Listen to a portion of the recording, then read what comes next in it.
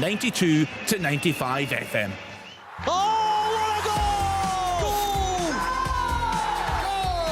All the action. What a moment!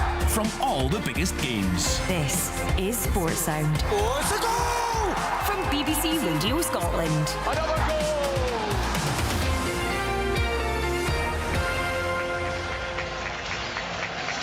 You're listening to Open All Mics on BBC Radio Scotland. We have reporters at the 5 games in the top flight this afternoon, the 3 games in the Championship, and I will bring you all the goal news from right across the country. Let's then dip in to our Championship games this afternoon. Ayr United against Partick Thistle. The first game in charge for Chris Doolan. There for us is Derek Ferguson. Yeah, strange, isn't it, Kenny? Very surprising. Honest opinion, I just don't get it. But yeah, you're right, Chris Doolan, not just managing the team, putting out all the bollards and everything that goes with it for the warm-up. Yeah, sitting in 6th place, so a win will certainly get them back into promotion contention. For Ayr United sitting in 3rd, and that result with Dundee last night of Ayr United get that win today, I think it takes them into 2nd place, so a lot to play for here, and a brilliant crowd we've got in here this afternoon in Somerset. It's like the good old days, Kenny, so looking forward to it. We've just kicked off. Yeah, sounds like a cracking atmosphere there at Somerset Park. There's a big game towards the bottom end of the Championship. Cove Rangers against Arbroath. There for us, Tyrone Smith.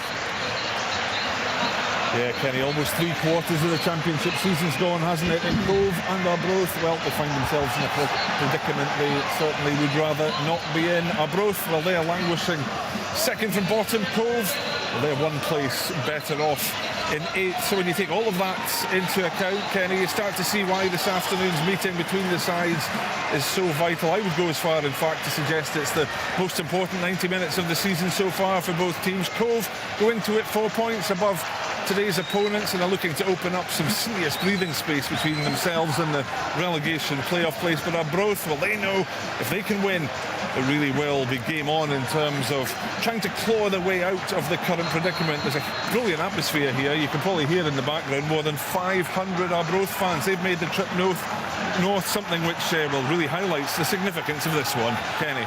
Yeah, thank you, Tyrone. Let's then get to the Highlands. Inverness, Carry Thistle against Hamilton Accies, and a good afternoon to Ian Hall. Good afternoon, Kenny. Accies boss John Rankin knows the importance of 3 points this afternoon as they look to narrow the gap behind Cove Rangers and Arbroath.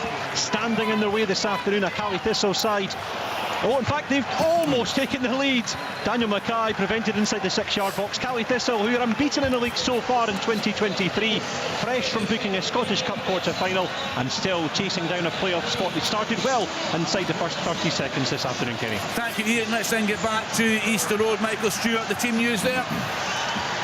Hi, Kenny. Yeah, there's 3 changes for the for Hibs with Chabraya, Cadden and Henderson coming in at the starting lineup. They'll go with Marshall in goals, Egan Riley, Fish, Hanlon, Chabraya. In the middle of the park is Jago, Campbell and Henderson. On the right hand side's Cadden. Over on the left McGeady, and up top is Johan. For Kelly, there's 1 change with Jordan Jones coming in. They'll line up Walker in goals. Back for Mayo, Wright, Stokes and Chambers. Midfield of Armstrong, Alston, Lyons and McKenzie, and Vassell up top with Jordan Jones in support. Thank you to Michael. Let's then get to Willie Miller. What a game at Parkhead this afternoon. What an opportunity. We said that for Barry Robson. How's he set up, Willie? He's got the... Oh, it's a goal for Celtic. And it's his captain that's got it, Callum McGregor, coming onto the ball with the left foot as it was returned just outside the box by an Aberdeen defender, and he'd taken it on the volley and drilled it past Gorter in goal. They did get a hand to it, the Aberdeen goalkeeper, but it was too powerful, and it nestled at the back of the net to give Celtic that lead here at Parkhead. Should the keeper have done better, Leanne? Possibly. I'm just waiting for a replay again, Kenny, but Callum McGregor does catch it sweet as a nut, right enough. He's arriving in that area, just edge of the boxes. He does so well, but I think from an Aberdeen's perspective, they'll be disappointed. Gorter certainly will be hoping he could have kept it out, but as I say, I'll keep an eye for the replay. Yeah, Callum McGregor with that goal, of course. That's what Audrey Tom Inglis has started the poor run of form for Aberdeen, the one that set up that got so much criticism that day. You know, to concede so early against Celtic, it's just a horror situation for Aberdeen. Yeah. Everything they would have done all week would have been to kind of stay in the game, stay in the fight, frustrate, but now they're already trailing. Defensively, I think, so weak, so weak again. Willie, and Tom as well, why are they not appointing someone, Willie? This is the time of the season. I read Brian Irvin's bit this morning, I thought it was very good, saying that uncertainty, players that are out of contract, you start to now get ready for pre-season and things like that. Why is it taking them so long? Well, they don't know where to go. Yeah, exactly. You know, I think that's basically it. Yeah. You know, I mean, this is a board that has appointed 2 rookie managers. One more rookiest than the other, you know, in the last 2 years, and it hasn't worked out. You know, they're obviously patently unaware of the managerial talent that's out there, and they've got to put that right. Now, take your time. I don't think you need to take time, Alan. I think they'll know who's out there, they'll know who's available. They can easily whittle it down, but they don't know where to go, and I think they're scared. They're absolutely really in a situation where they think that this has got to be the right manager, and we all know that you just make the decision on a manager. It might be right, it might not be right, but you take all the, you know, all the evidence into consideration. You make your decision and you hope for the best. And I would say to them, just go on and do it. You're right. Don't take your time. Make the decision. You know, otherwise it just looks as though you're weak and you're incapable of making a decision. But they're having to wait. Michael, within hours, Jim Goodwin walking over the pitch at Easter Road when we were there. Aberdeen would have had 100 applicants that night. Yeah, but they're waiting. Yeah, but the problem is Alan Burrows is just about walking a job. 27th of February, Tom, isn't it? They have to wait for Burrows to come in to appoint the chief. They can't appoint a manager and then the chief executive comes in. So I kind of understand. I understand that, but also I think there's a crisis of confidence. They got it wrong with Glass. They got it wrong with Goodwin. Dave Cormack probably doesn't know which way is up and which way is down at the moment. So I think it's taken them long enough, Tom, to decide that they need a CEO. Exactly. Well, this is the thing. Correct. Alan Burrows' position in terms of being made and coming in, this has got nothing to do with the managerial appointment. It just so happens that they're coinciding around about the same time. So I totally agree with what you're saying, Tom, but in the same instance, this is all of their own making. You can't then turn around and go, oh, we'll just wait until Alan Burrows is in the door. Do you think they're wrong in doing that? Is that too much of a delay? Yeah, well, yeah, I think the problem here has been that it's coinciding around about the same time. Yeah. It's not like when Scotland, if you remember, were looking for a chief executive for a long period of time, then got rid of the manager, and then there was the whole horse trading stuff that was going on, and they made the appointment when there wasn't a chief executive in position. This has been of their own making, and they're now, as Willie's just quite rightly said, it's taken them long enough to realise, oh well, maybe we need a chief executive. These things should have been done before, or if you were going to do it, you've just simply got to be waiting until the manager is done. Because yes, it's far from ideal, but you took 2 years before you decided to do that anyway. But look, there's been multiple failings at all layers of the club. Failings of management, appointment, failings of recruitment, failings in scouting, failings in the way that the club is run, quite frankly, in certain areas. So this is just another failing. Okay, Burrows is coming in. They're going to wait for Burrows because I can see why they wouldn't want to appoint the manager before the chief executive. Let the chief executive play a part in this. Yep. But it's cart before horse. I mean, it's a mess, really. You know, and it's as you say, it's totally a consequence of their own poor decision making going back quite a while now. And look, I said this a couple of weeks ago. All of it could be fairly, not easily, but certainly helped along. It needs to be an experienced manager who knows how to just almost put the football department in a little bit of a cocoon and switch off from everything else. That is desperately what they need.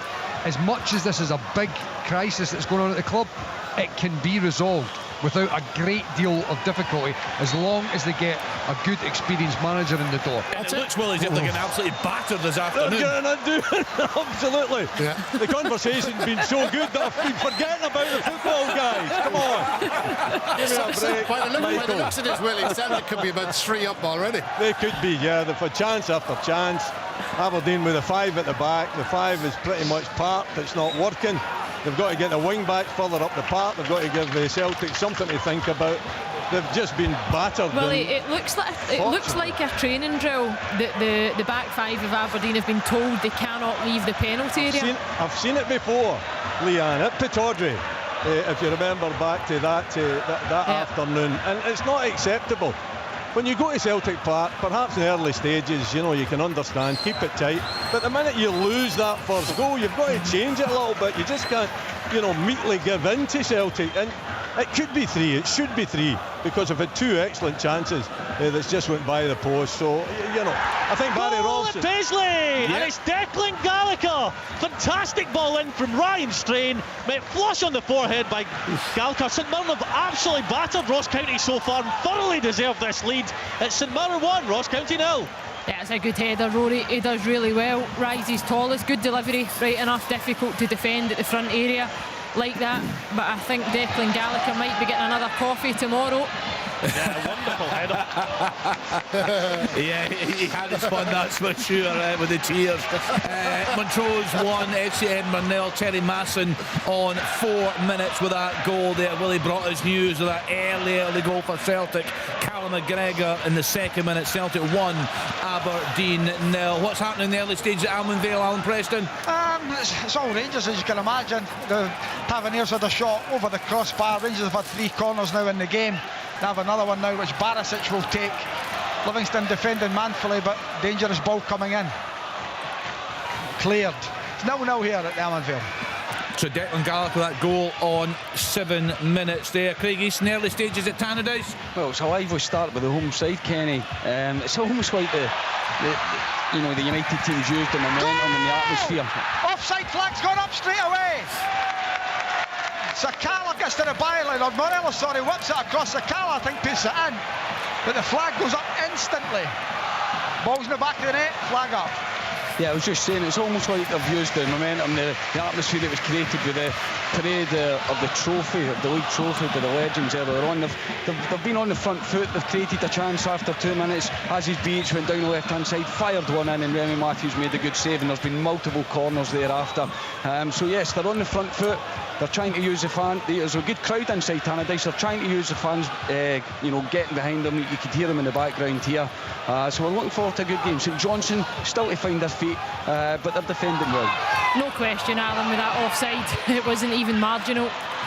Sakala went far too early. They didn't take long to check it as well, which is great. No. That's what you want. It was clear and obvious.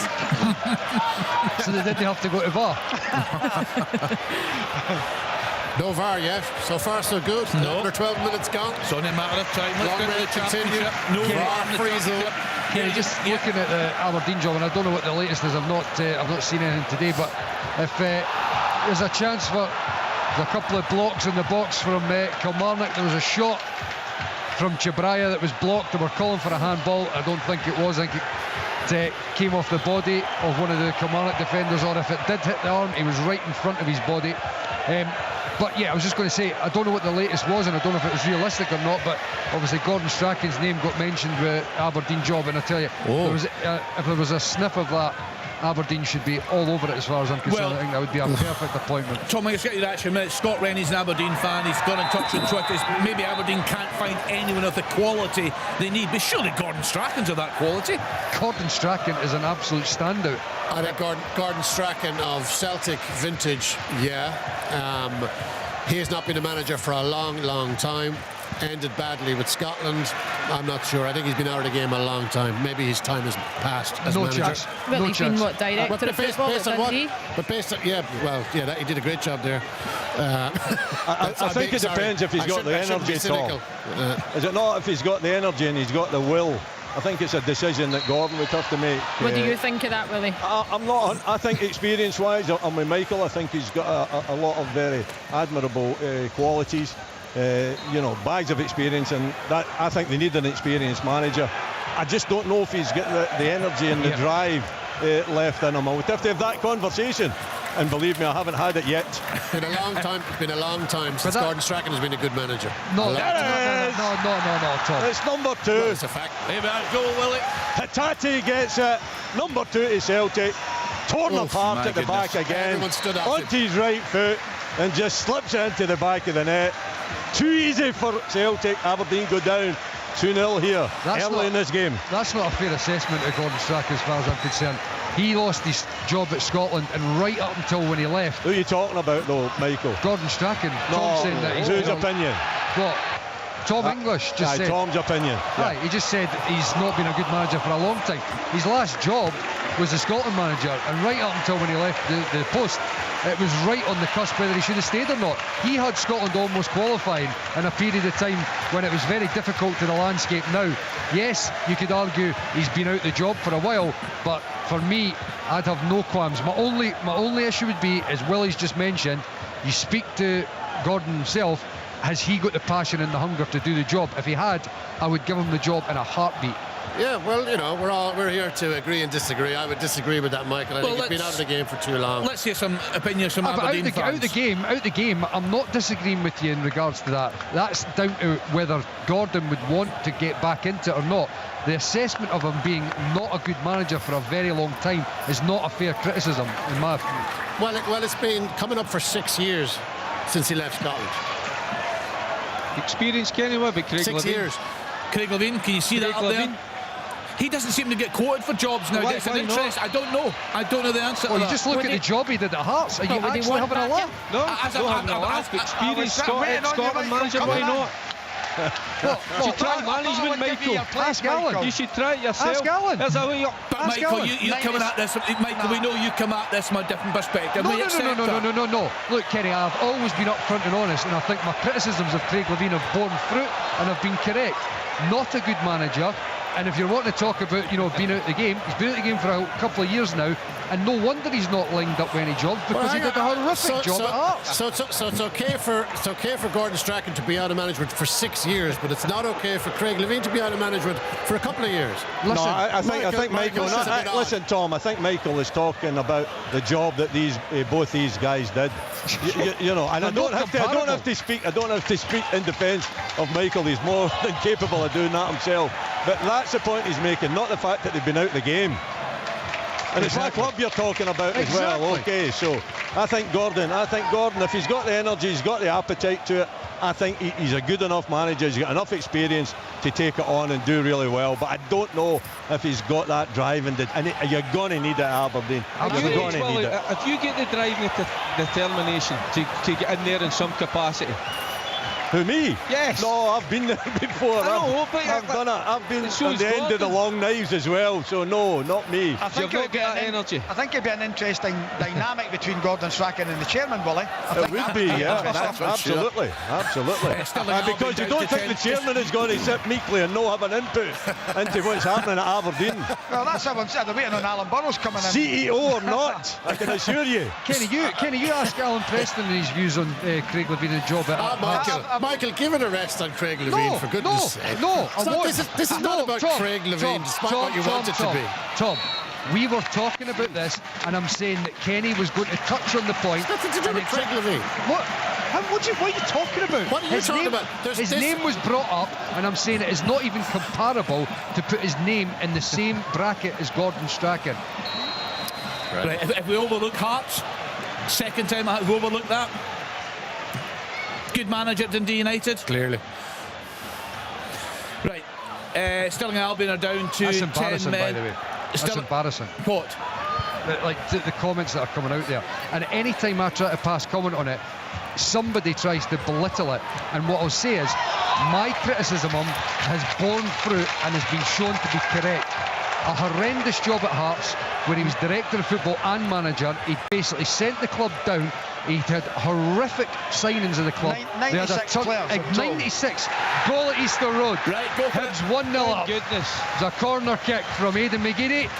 And I think it might have been either Josh Campbell or Will Fish that got on the end of it there. But the ball's in the back of the net, and Hibs are 1-0 up. It was a great ball in from Aidan McGeady. Will Fish.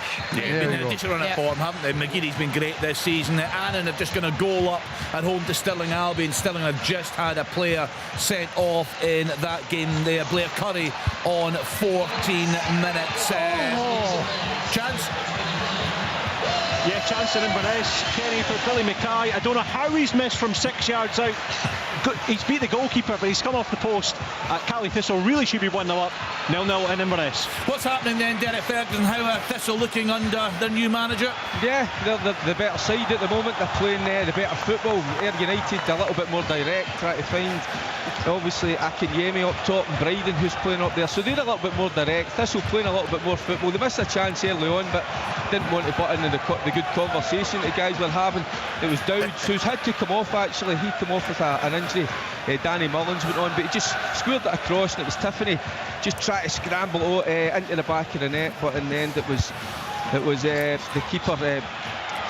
It was Albison, just having a wee look what's happening. It was Albison that kept it out, but yeah, Thistle better side. Ayr United just a little bit more direct, but no goals so far. Who's on top in the early stages? Cove against Arbroath, Tyrone Smith. Well, what I will say, Kenny, given the high stakes, it's unsurprising that this has been a very feisty start to the game. We're not even 20 minutes in and we've had a couple of Arbroath players picking up yellow cards. In terms of chances, few and far between. The best one so far has come for Cove. It was a Connor Scully long-range effort which whistled just wide. But with 20 minutes gone here, it's Cove 0, Arbroath 0. So the latest score, Celtic 2, Aberdeen 0. An early goal, Callum McGregor in the second minute. A second there from Rio Tati on 13 minutes. Dundee United 0, St Johnstone 0.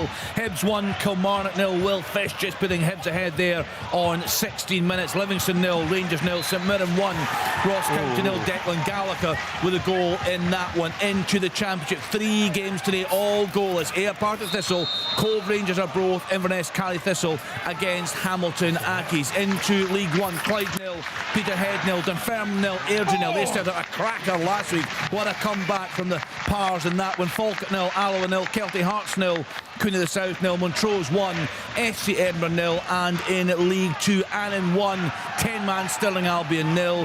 Bonnyrigg Rose against Forfar, that game is off. East Fife 0, Dumbarton 0, Elgin City 0, Stranraer 0, Stenhousemuir 0, Albion Rovers 0, and in England the lunchtime kick-off, what a game. Aston Villa 2, Arsenal 4, and all the other games are goalless so far. The tea-time kick-off is Newcastle United against Liverpool, and Aberdeen managing to stem the tide there at Celtic Park, Willie? Not particularly, no. They've had a couple of forays into the Celtic half, but whenever Celtic are attacking, then they're really struggling to pin their players down. Still sticking with that back five, pretty rigid back five, but Celtic are picking holes in it and picking holes too easily. And you know, at 2-0, they're very fortunate for it to be 2-0. If it had been 4 or 5, I don't think they could complain. Still 2-0 though. Thanks, Will. A decent start there for Livy Ammonvale, Alan Preston. Yeah, they've come into the game. They had a corner and a chance at the other end, but then Rangers go up the other side and Tavernier hits a 25-yarder, well saved by Shamal George, diving down to his right-hand side. Livy starting to get themselves into the game. 0-0 still. Michael Stewart, Hibs good value for their lead there at Easter Road. Yeah, they've popped it about quite well when they were getting into the opposition's half, and then just looking at the middle to front, they've got Henderson, Campbell and McGeady in behind Johan, and there's been some no bad interchange there. Clearly there's been able to build up a little bit of confidence since the 3-0 defeat from Hearts in the Cup, which was desperately needed, and I think you can see that in this performance so far. There's Kilmarnock, of course, as I spoke about before the game, a couple of big victories against Dundee United in the league and then in the Cup as well, one at home, one away. But they need to start trying to find a little bit of consistency. Otherwise, they're going to be, continually in that dogfight at the bottom of the table. We spoke Rory Loy before the game with that fantastic home record for St Mirren. We also spoke in the past couple of weeks about the additions to striking options that Malky Mackay has made. Have we seen anything as an attacking force from County? No, St Mirren have been absolutely excellent. One thing it is refreshing to see, I must say, is 4 out-and-out strikers on the pitch, with Tony Watt and Curtis Main at one end and Simon Murray and Jordan White at the other. It's not something you see all that often. But St Mirren have dominated Ross County thus far. Sorry, Rory, we've got a VAR check here at Ammonvale. Yeah, it's a possible penalty, Alan. It's a shirt pull on Alfredo Morelos. I think it was Penrice that did have a kind of fistful of his shirt. Not too sure how much it was affecting Morelos right enough, but I think they must be having a good look at it. Yeah. Just as he arrived at the back post, it was. Is it? Yeah. Clear and obvious? It's clearly a fistful of his shirt. Just another one flashed across the Aberdeen 6-yard box there, and Maeda this time. He was close, Billy. He's close to getting a toe on it. He's going to have a look at it, the referee. All right, here we are. The referee's coming over. Have we seen the replay yet? No. We've only seen it once. Leanne, have a little look at this chance for Ryan Strain. Looks like me, he could open up his body, go for the far corner possibly. A lot of bodies in there though. Yeah, we've just got him running over to take the corner just now. We'll get a look at it, Rory. Must have had about 6-7 corners already. The deliveries from Strain and Flynn have been fantastic. Good save. David Dickinson, the referee, is over at the VAR monitor. Right, here we go. As we speak, he's coming. Here's the decision now. Penalty. Leanne, what's your opinion? Penrice isn't even the player that's challenging for the ball, which makes it really silly. I think it's Oberlai that goes up and wins the header. Morelos is behind Oberlai and Penrice is behind Morelos, and he gives him a wee pull mid-flight. It's a bit soft. Oberlai's won the header. I don't think Morelos was going to win the header. He wasn't competing. For me, it's soft. Sorry. All kind of banter aside, is it clear and obvious? Like that, we've just had a big discussion. Is that a clear and obvious error? As I say, he's clearly got a handful of his shirt. But for me, it probably is one of those ones that goes on all the time inside the box. That, as I say, Oberlai wins the header. If it was Penrice and Morelos, sorry, Leanne, here comes James Tavernier. He'll step up. Right-footed, he'll take this. Jamal George is on his line. The referee blows the whistle, clear in the box. Up he comes now. Goal! Sends the keeper the wrong way. 1-0 Rangers. James Tavernier.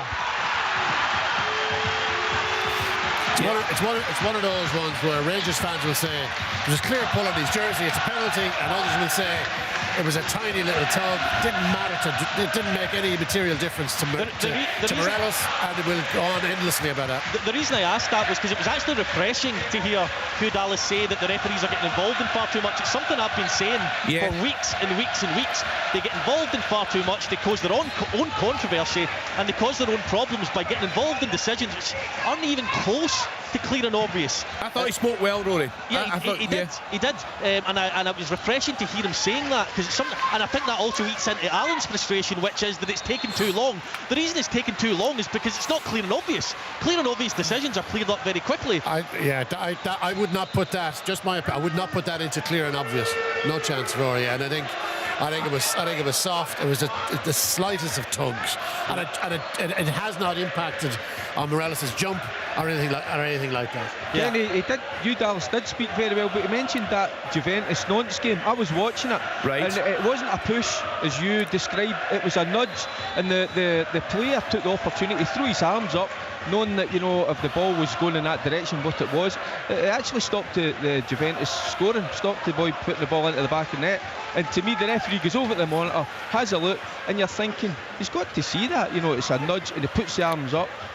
But the referee didn't give the penalty. To me, it looked clear and obvious. It was a penalty kick. I don't know if any guys were watching the game. Did you not say there was a foul in the build-up to it? No, it was a slight. No, it was two players at the back post, cross into the box, and as the three of them go up, there's a slight. It's a nudge, not a push. And as the nudge comes in, the defending player throws his arm up and stops it, hits his hand, stops the ball going into the back of the net. And I'm right away thinking, it's a penalty right away. But the referee goes to the monitor, has a look, and he says no, because he'll look at the nudge or the push. But it's a contact sport, Leanne. Yeah, I get coming that. together. Oh, what a chance at the back post. Yep. I think it's for Kelly. It's up the far end. It's a long throw and it's flicked on. In fact, it might be Penrice actually coming in at the back post. He's got to score. What a chance for Livingston to equalise. Big chance. It is Penrice. A player that Ross County are missing. Joseph Hungbo scored in England at Huddersfield against Birmingham City. 1 apiece in that one. Derek, there's a guy that's 70 years of age come out of retirement to take that Huddersfield job. Neil Warnock. So you're talking about age. Yeah. Guy's been out of the game for a while. Well, let's see how he goes. Oh, you're not convinced? I'm not convinced. No. He's done good jobs wherever he's been, has he not? Really, over the piece. Listen, he's been a fine manager. He's been a fine manager. But I'm reading. But Ian Holloway comes to Scotland. That'd be fun, wouldn't it? Ian Holloway is the man who signed Bill L. Mosney for Grimsby Town and said, "This guy will be my Virgil van Dijk." Okay, on that basis, be having warned. He would be Chairman. box office. Oh, yeah. He would be box office for the media. It would be great. It would be terrific. Who do you guys think for the Motherwell job? Is there a standard there? Stuart Kettlewell gets something against Hearts tomorrow on the back of the St Mirren win. Should that give him the opportunity towards the end of the season? Kenny, I always think the person who is the caretaker's got first opportunity. And Stuart Kettlewell's done a great result midweek for them. If he can go again tomorrow and get a result, so say that, hold on, there's a chance for... No, it's not. The cross coming into the box. If he gets a result tomorrow, why not? You know, he's been there, he knows, he's been at the club a little while now, he's been a manager in the past. Absolutely. So I think you better mention your cousin, Alan, just going back a couple of weeks ago. I'm not going to mention you. By the way, he phoned me on the way home and said that was a laugher. That was sensational, I have to say. The cousins at war in sports. And what about Partick Thistle, Derek? You're at their game today. I think we were all shocked at the decision on Sunday evening. Kenny. I couldn't believe it. Last week I was away. I was abroad, and when I heard the news filtering through, it was Lewis that gave us the news, and I just could not believe it. You know, they've been through a little bad patch here. They've lost it. It was at Cove, Hamilton. You know, even that Hamilton game, I think it was Amy that was working at it, and they were absolutely battering Hamilton. They scored with a breakaway, but you know, Ian's a very good manager, an experienced manager. I thought he would have come through this sticky spell, and we're just about to get into the business end of the season. You want that experience. Fergie, when I seen him let go, my instant thought was Motherwell. I honestly thought he's been tapped for Motherwell. That's what I thought. I couldn't believe it myself. I found it strange a bit.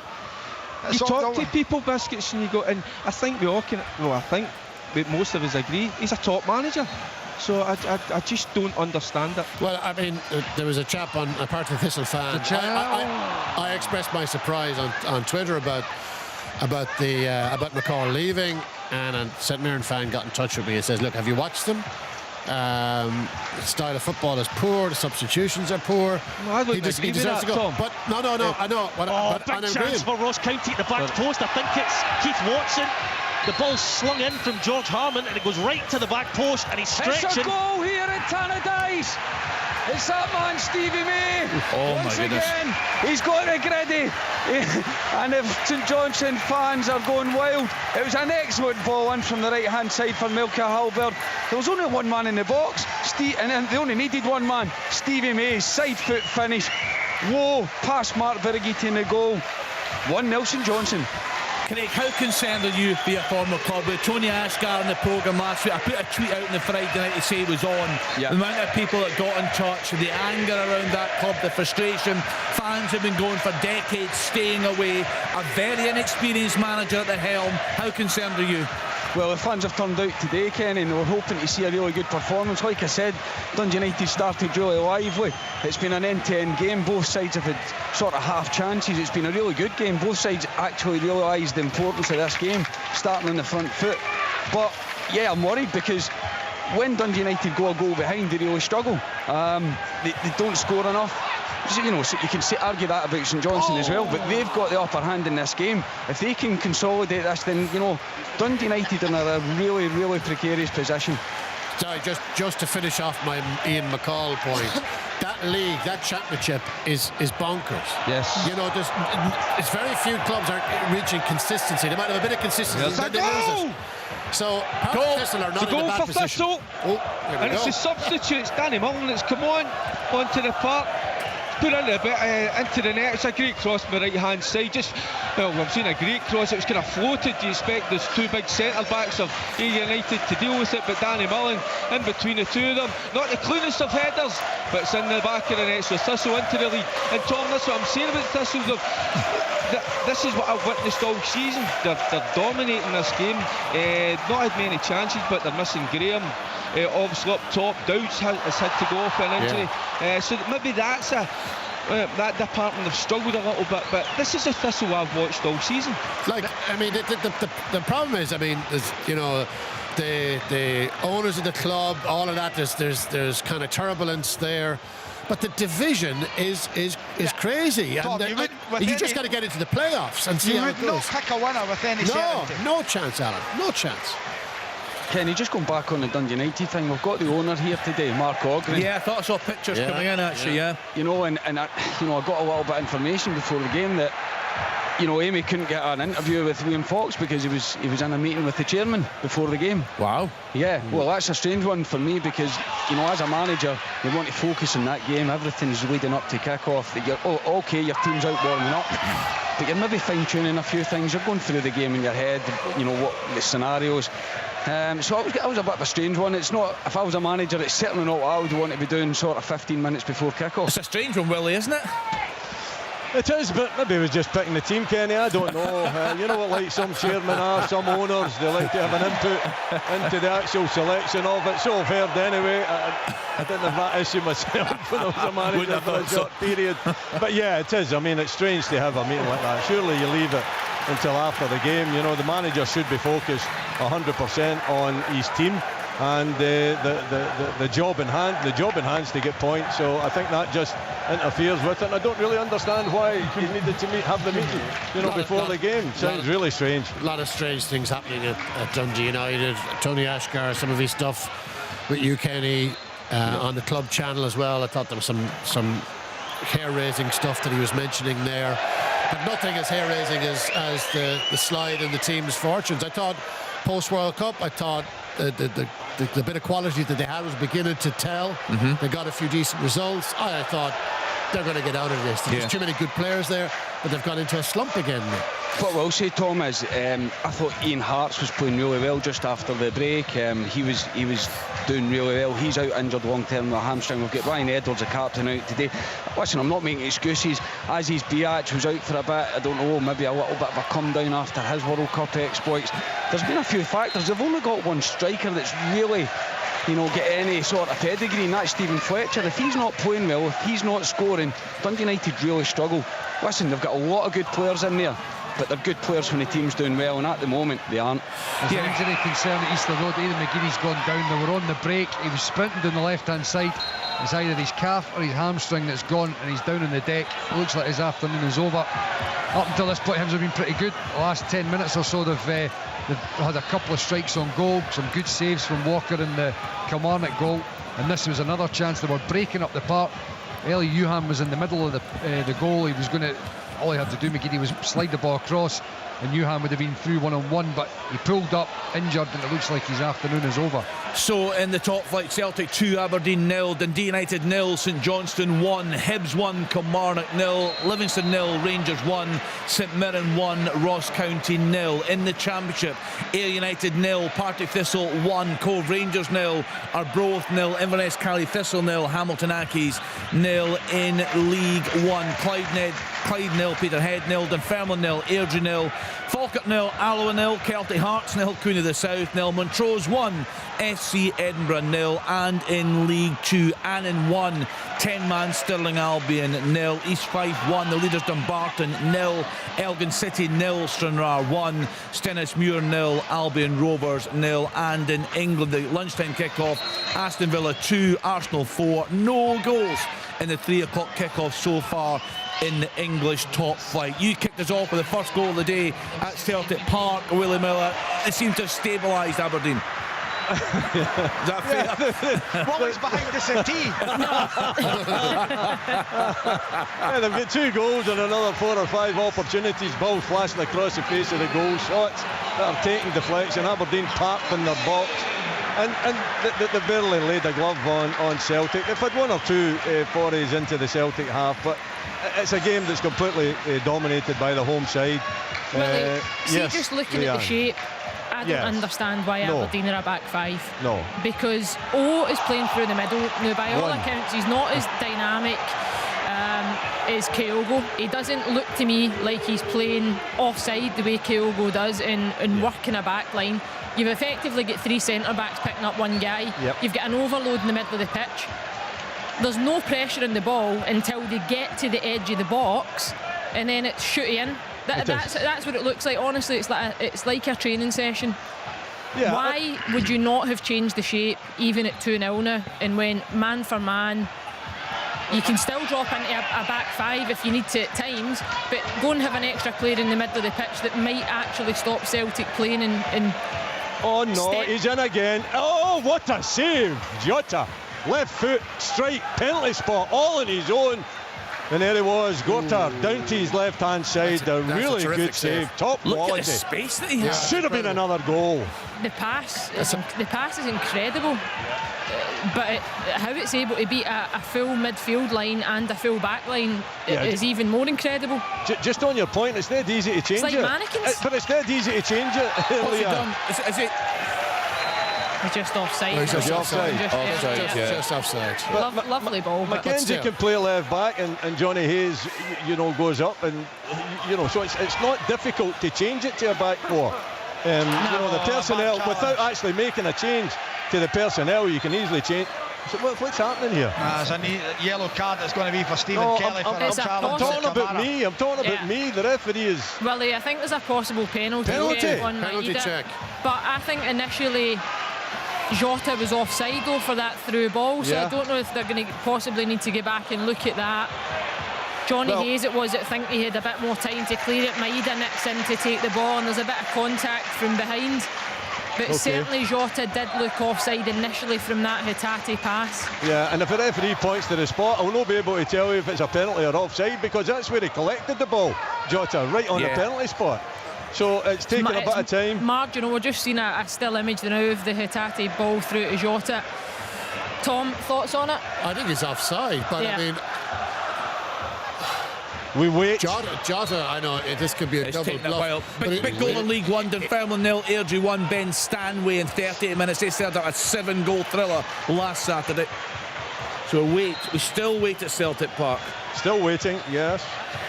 A discussion. Oh, he's gone to. Oh, it's a free kick. He's given a free kick. He's given a free kick to Aberdeen. Offside. Offside. Is it offside? An awful long time. It looked clear, didn't it? It did, that again, that's just taking too long. What was the potential penalty for? It was a foul on Maeda. Johnny Hayes off the second phase of that Jota attempt. Gorter saved, and Hayes just catches the back of Maeda. I've not seen it again other than the first initial viewing of it. I'm not too sure how much contact there was, but it doesn't matter because it was offside. What have you seen from Kilmarnock this afternoon? Their away record in the league's really poor, Michael. Yeah, well, I mean, there's not been a great deal. Hibs have been pretty good. They're well worthy of their lead. In fact, I'm pretty sure Lee Johnson will be disappointed they're not further in front. Kilmarnock is, the Hibs have been far too easily getting in behind them. They've got Wright and Stokes playing centre defence. Not a great mobility in there, and Johan's been down the channels either side of them, getting in a little bit too easily for Derek McInnes' liking, I'm sure. And in an attacking sense, we've not really been able to do anything in the game so far. And Rory Loy, Paisley, St Mirren against Ross County. Yeah, there's not a lot going on in terms of chances. Ross County have come back into it. Jan Danda playing just behind the two strikers is having a little bit more influence in the game, but overall it's a lot of the game since the goal has been played in the middle of the pitch. St Mirren look more dangerous when they do go forward. Here's like a chance for Ryan Kent. He's clean through, cuts back. They're wanting a penalty, but now the flag goes up for offside. Right, we'll just wait for a replay there. Annan have gone 2-0 up against 10-man Stirling Albion. Tony Wallace with the second there on the 42nd minute. So we're just waiting to see a replay coming through from that incident at Almond Vale. Let's step into the championship. We've heard from Derek. Let's get into the Highlands. Ian Auld watching Inverness against Hamilton Accies. Ian. Still goalless, Kenny. The game's got a bit scrappy in the last 10-15 minutes or so. Billy Mackay hit the post last time you checked in with me. Since then, Hamilton have come the closest, and it was actually Cali Thistle right back David Carson with the header backwards towards his own goalie, which had Mark Ridgers down low to stop the ball going into the back of the net. But pretty scrappy, goalless at the moment. Bernardo Silva has given Manchester City the lead there on the 41st minute, away to Nottingham Forest. Forest 0, Manchester City 1. Tyrone Smith. Sorry, Leanne, you've got to check here. Is it for the offside? Just getting a look at the penalty shout just now. I mean, if he's not offside, it's a penalty. Absolutely. That's what I've not had a look at the angle. Yeah, it's offside. Eventually they've got to it. Yeah, it's taking a bit of time there. Cove Rangers against Arbroath. Tyrone Smith. This won't take long. It's still 0-0 here at the Balmoral Stadium. It's a real battle, a really feisty affair. The best chance of the game came in 34 minutes. Jimmy Toody showed great feet to curl a low shot. He twisted and turned and curled the low shot, which was just wide for Cove Rangers. But with half-time approaching at the Balmoral Stadium, it's still 0-0. The Championship always delivers, Derek Ferguson. You cover it for us week in, week out. Just look at the battle for that last playoff spot as things stand. Morton with their win last night, 37 points. Thistle in the live table, 36. Wraith Rovers, 34. Inverness, Cali Thistle, 33. It's so tight. Worthy winners last night, I thought, were Morton, Doug Emery's side. Number of chances in the first half, and this is the same this afternoon, Kenny. There's not a lot between them, just maybe Thistle edging it in that final third, but so competitive. But I saw a tackle where I don't know who it was describing the goal there earlier, but it was Boyd Dempsey, Ayr United. You know, you talk about, what is it, we talk about excessive force. Well, he got the ball, but the force going through the player, you'd have thought it would have been a sending off, but it doesn't seem to be that way in the Championship, thankfully. So he just got a yellow card, but look, Tiffany on the break here, plays out to Turner, Turner cuts in, oh, he's got to score. Oh, it's a brilliant move. And Turner, he's only 8 yards out, just get the keeper to beat, and he's leaning back, scoops it over. That should have been 2-0 to Thistle. What a miss. Yeah, Thistle do have the advantage in that game. What a start for Chris Doolan. Yeah, I'm just looking at the McGeady situation. He's off the pitch, injured. How big a blow is that going to be? Because the kind of Hibs turnaround in fortunes, it's largely down to him, but he's had a big part to play. I think that game, fifth part, the Sunday game at Motherwell, he was great that day. You know, he's corner, he's assist for the goal today. He's been at the heart of a lot of good stuff. I'd say Lee Johnson is really hoping that this is not a fairly serious injury. Yeah, I've heard John Collins certainly raving about him on he's been really good. He's been great, Aidan McGeady. He's got himself back to fitness. It's been a long struggle. At his age, to get back to fitness, all the stuff that he's had to endure. I think he was concerned that he was maybe one injury away from retirement at one point. He's an interesting character. We shared the studio with one of the Champions League nights. Really, he's a great insight into the game, isn't he? Really interesting fella. Oh, fabulous save. Matt O'Reilly, the edge of the ball. Gorter again, down his right hand side this time, manages to punch it out and away from the danger area. Another chance for Celtic, another one gone begging, but good goalkeeping. 2 goals in League One. Falkirk have gone 1-0 up against Alloa. Callum Morrison in 44 minutes, and FC Edinburgh being pulled back against Montrose. An own goal, in fact, it is. Montrose 1, FC Edinburgh 1. Matthew Allen with the OG there on 44 minutes. We're approaching half-time here. Is that booze somewhere? Half-time at Tannadice, yeah, that is booze here, Kenny, from the home fans, obviously. The away fans below us are delighted as Sud Johnson going to the break, 1-0 up with it from Stevie May goal. Yeah, troubling times for Dundee United, as we heard there from Craig. The owner, Mark Ogren, is at Tannadice. It's going to be great to speak to him. Just as you say that, Tony Watt's been excellent today for St Mirren, absolutely excellent. He's ran everywhere. Him and Curtis Main have been excellent. Again, don't know why he was let go by Dundee United or allowed to come on loan, but for a team that's sitting bottom of the league, or close to bottom of the league, wherever it's standing at the moment, I'm really surprised he was allowed to let go and they didn't persist with him or try and get the best out of him, because himself and Curtis Main have been outstanding today for St Mirren. It seems to be a strange situation. Timings are back, 6 minutes added on at the Spaghetti Hut. Half-time, Kenny, at Somerset. 0-0. Thanks, guys. At Somerset, it's Ayr United 0, Partick Thistle 1. So the half-time stands come in Scotland. Stennismuir 0, Albion Rovers 0, Dundee United 0, St Johnstone 1, Clyde 0, Peterhead 0, Cove Rangers 0, Arbroath 0. Yes, it was a strange situation. We put that to Tony Ashgar last week. I mean, if you're reading what he said in the club channel, what he said to us, it struck me that just Tony Watt couldn't wait to get away from the club. Yeah, I don't know the ins and outs of it, but you know, you look going into today, they've 4 defeats in a row. They've scored 1 goal in 4 games. That's 4.5 games now. That club, that they're in serious bother. Another example of money doesn't buy success. Chelsea are behind at home to struggling Southampton. James Ward-Prowse in the 46th minute there. Chelsea 0, Southampton 1. Half-time, Elgin City 0, Stranraer 1. Kelty Hearts 0, Queen of the South 0. Dunfermline 0, Airdrie 1. And John Robertson has put FC Edinburgh in front away to Montrose right in the stroke of half-time. Montrose 1, FC Edinburgh 2. Alan, you were a chance there, was it? Yeah, it was a chance for Rangers. Kamara to the byline, whips it across Sakala just couldn't get on the end of it. Livingston have done well, Kenny, they have. They've gone behind that penalty. It's not as if Shamal Georges had save after save to make. They've had a chance, Livingston, with Penrice at the back post. Should have done better. Rangers deserve to be ahead, but Livingston are still in the match. Yeah, half time at Celtic Park, Celtic 2, Aberdeen 0. Thanks, Willie. Yeah, what a start. Callum McGregor in the second minute, re-attacked on 13, but as Willie's telling us, it could have been so much worse for Aberdeen there, Tom. They're really struggling. It's a big call now. Can they afford to wait for Alan Burrows to come in to appoint their manager? Yeah, as long as they get the appointment right, they can wait as long as they want. Because they're not in any danger. They're not. But I suppose European places. Look, I think. Listen, they just have to get the appointment right. Everyone knows that. If that takes a month, if it takes 6 weeks, you have to you have to nail this. But I go back to what I was saying earlier. I think there's a crisis of confidence around the decision making of that club.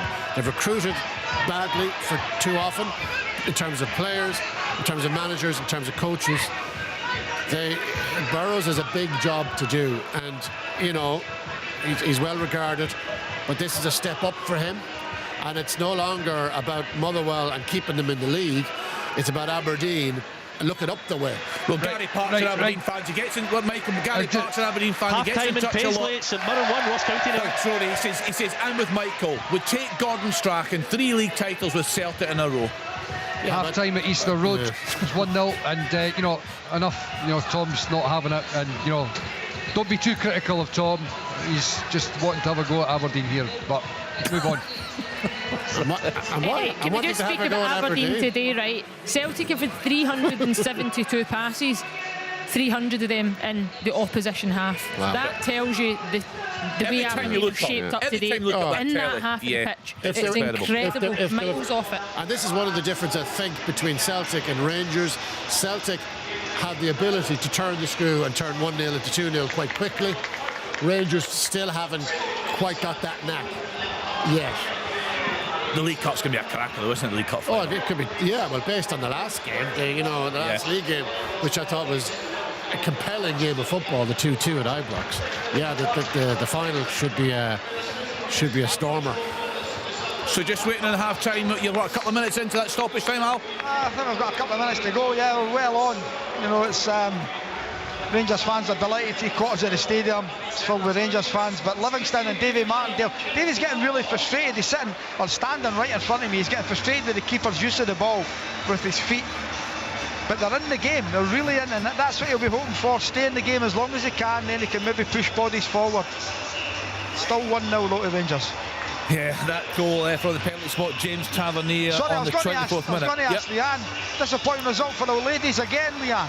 It was poor, Alan. It was poor. I was across the game for commentary. They were actually, a pretty good first half, created so many chances. Was that no wind assisted though? I don't know, to be fair. Iceland played a risky game the way they were looking to build it for the back. It suited Scotland, they got after them, but at international level you cannot create the amount of chances that they did on Tuesday and not take any of them. Do you rate the manager?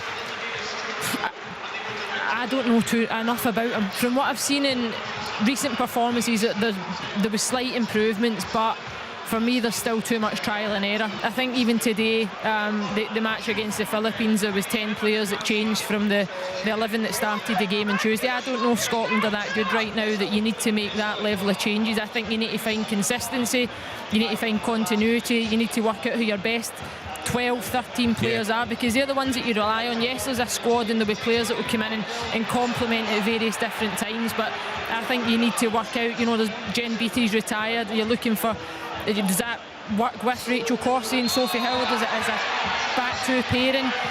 Does the shape work? I'm not entirely sure. I think he's struggling at times, I think, and to put it down again, it looks a bit more like a development phase even this camp over in Pinatar. But we won the Pinatar Cup back in 2018, would that have been, and we laughed about it at the time because it felt like a Diddy Cup.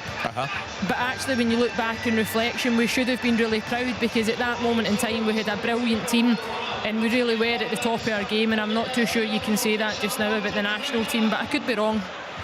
Just waiting on one game, hitting the half-time mark. That's at Almond Vale. Alan Preston. Yep. Rangers get a narrow advantage there. It looks like it. They've got a free kick. The Taverniers over it, and Barisic, it's about 30 yards out. Tavernier plays it in. Morelos is clearly offside. Stick your flag up, surely. That's clear and obvious. And he does eventually stick his flag up. As the half-time whistle goes, Livingston 0, Rangers 1. Thanks to Alan Preston, thanks to everyone that's been out and about this afternoon. Let's get all the reaction now to the half-time scores on BBC Sports Sound. Football from Sports Sound. Brilliant drop of the shoulder. From BBC Radio Scotland. There's no substitute. Right, let's get to a commentary game at Celtic Park and join our commentary team of Pat Bonner and Liam McLeod. An explosive performance by Celtic this afternoon. They have been mesmeric at times. They're playing some great stuff, and this looks like a match being contested by one side. It's won 2 of their last 12, and a team that's only lost 1 of their last 57 league games. Celtic threatened to blow Aberdeen away here. They scored twice early on, once very early on. Aberdeen conceded inside the opening 3 minutes in their last visit here in the opening day of the league season. They conceded inside 2 minutes today as Callum McGregor rifled home early on, having scored late on in the meeting at Pittodrie in December. It was 2-0 on 13. Rio Hatate worked some space for himself in the box. Great play by Hatate, but it's way too easy for him as he fired home from round about the penalty spot. Utter domination from Celtic. After that point, they've had almost 80% possession. Aberdeen have barely been in the Celtic half. There have been teams here who have been under similar duress, of course, this campaign. Celtic are 100% at home this campaign, and they've scored early generally in most of those games this season as well. And Aberdeen, as I say, haven't really done anything of note to test Joe Hart. It's been a couple of little cross balls, a couple of runs by Shinnie earlier on. They survived a penalty award by Willie Collin, which was ruled out after a VAR check. Challenged by Hayes and Maida. Jota had picked it up inside the box, forced a save from Gorter, but he was in an offside position, so the penalty was rescinded not long after that. O'Reilly had a shot saved by the on loan Ajax goalkeeper. Celtic have had so many balls fired across the face of the Aberdeen goal, and on another day they're being popped home with a little tap in, and that is a big concern for Barry Robson. Put it this way, Packy Bonner, 2.5 games between these two this season. Celtic have had 64 shots to Aberdeen 7. You're the man for the stats. Honestly, the big surprise is that Celtic are not more goals up. 2-0, coasting, dominating the game, playing really, really well, but Aberdeen have got to sort it out at half-time. They get no pressure on the ball in midfield.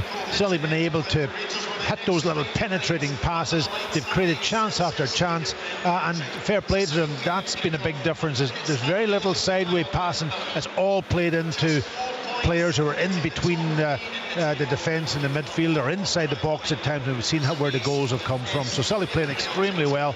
Aberdeen, big team talk from Barry Robson at half-time to get things sorted out. Otherwise, it could end up a lot more than 2. Well, you remember last weekend, St Mirren, Kenny, you'll remember they were only 1-0 down after, 74 minutes, and ended up losing 5-1 on that occasion. Here, Celtic in terrific form. Aberdeen, their away form has been utterly woeful for the last couple of years.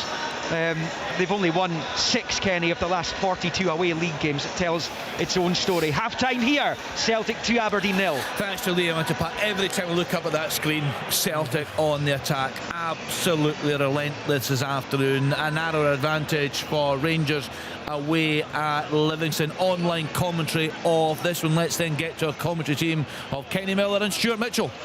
Thanks, Kenny. Yes, it's Livingston 0, Rangers 1 here at Tony Macaroni Arena. And Rangers have had a lot of possession in this first half. It's been a frustrating one for David Martindale and Livingston. They haven't been able to do too much to threaten Rangers in the way of attack, but Rangers have found a lot of space around the penalty area. The first goal of the game came from the spot, though. James Tavernier stepping up to dispatch the penalty in 24 minutes after a lengthy VAR check. There was a cross from the far side. Alfredo Morelos appeared to have his shirt tugged in the 6-yard area while he was hoping to attack the ball, play was paused for quite some time. Referee David Dickinson was listening in the ear before he was then directed over to the monitor. He had a quick look at it when he approached the TV screen, and he was back onto the field of play to point to the penalty spot, and James Tavernier sent Shamal George the wrong way. Some of the other opportunities for Rangers have been more outside the penalty area. A couple of cross balls in the 6-yard area, unable to be turned home.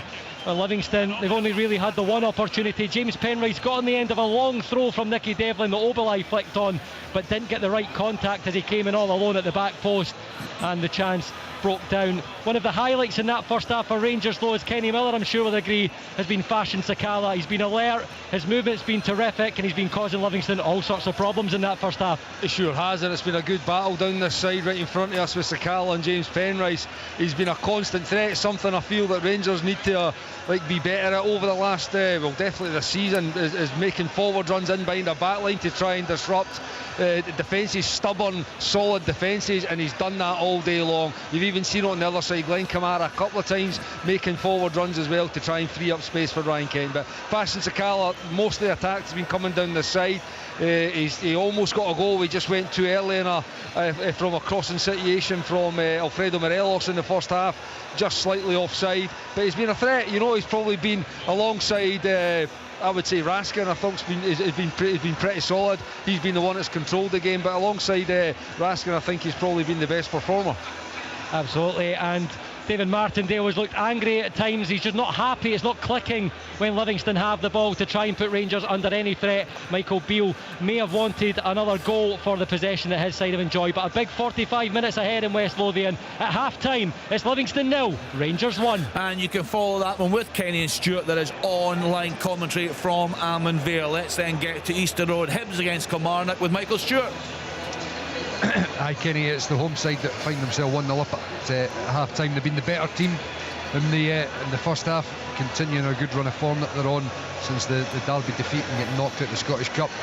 They got themselves in front after 16 minutes with a corner from Aidan McGeady, swung into the box. In the centre half, Will Fish rose above everybody else to fire it into the back of the net. And then for the rest of the first half, it's been pretty much one-way traffic aiming towards the Kilmarnock goal. Number of shots on target. Sam Walker's had to come up with quite a few saves to keep Kilmarnock in this. The only disappointment for Hibs in the first half is the fact that Aidan McGeady had to get taken off. He's breaking down the left-hand side, pulled up with a hamstring injury, and he's off the park now. For Kilmarnock, the worst record away from home in the league. They've not won a game away from home this season, and it doesn't look like they're going to be able to rectify that here this afternoon. 1-0 down.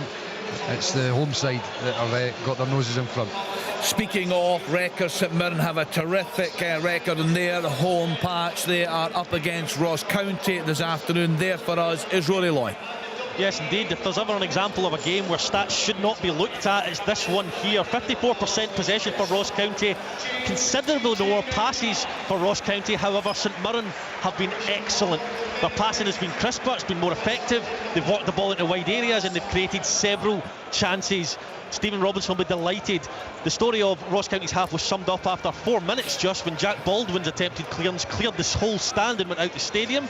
Moving on to 8 minutes, a strained corner was met flush by Gallagher, and his header hit the back of the net before the keeper could move. On to 20 minutes, and Strain crossed the ball in. Strain picked up the ball at the back post, a cross in by Marcus Fraser, but his shot was well saved. Keith Watson had a chance at the back post for the Staggies on the volley from a Harmon cross. However, that and a Jordan White tame effort on the turn is the only thing Ross County have had to shout about in this half. It's half-time here in Paisley, and it's St Mirren 1, Ross County 0. Thanks to Rory. It's been a dreadful season so far for Dundee United. They are at home to St Johnstone this afternoon. There for us is Craig Easton. We're back underway here at Tannadice, Kenny. Dundee United foot. It was in front of a noisy home support, but both teams had some half chances in the first 45 minutes. Aziz Diaz produced a solid save at his near post, and then there was pressure from multiple corners. But Saints were there with stop over their own. There was a long McPherson, Adam Montgomery flashed an effort across goal before he fired the on 32 minutes with a perfectly timed side foot finish from an cross. There wasn't much in the way of a response from the home side to the frustration of United fans, and they've been treated to a parade of League One 83 before kick-off. They'll be hoping they can channel some of that great side had in this second half. Yeah, listen, apologies, there's obviously a break up in the line there at Tannadice, but the story we got from Craig is Dundee United 0, St Johnstone 1, Stevie May with a goal on 31 minutes. So time again for a choice of listening on BBC Radio Scotland. For full commentary of Celtic against Aberdeen, tune to BBC Radio Scotland on digital, BBC Radio Scotland Extra on BBC Sounds and 810 medium wave. You can also find commentary of Livingston against Rangers, that's online only, at bbc.co.uk/Sport Scotland. And for open all mics, choose BBC Radio Scotland on BBC Sounds and 92 to 95 FM. All the action. What a moment! From all the biggest games. This is Sports Sound. Oh, it's a goal! From BBC Radio Scotland. Another goal!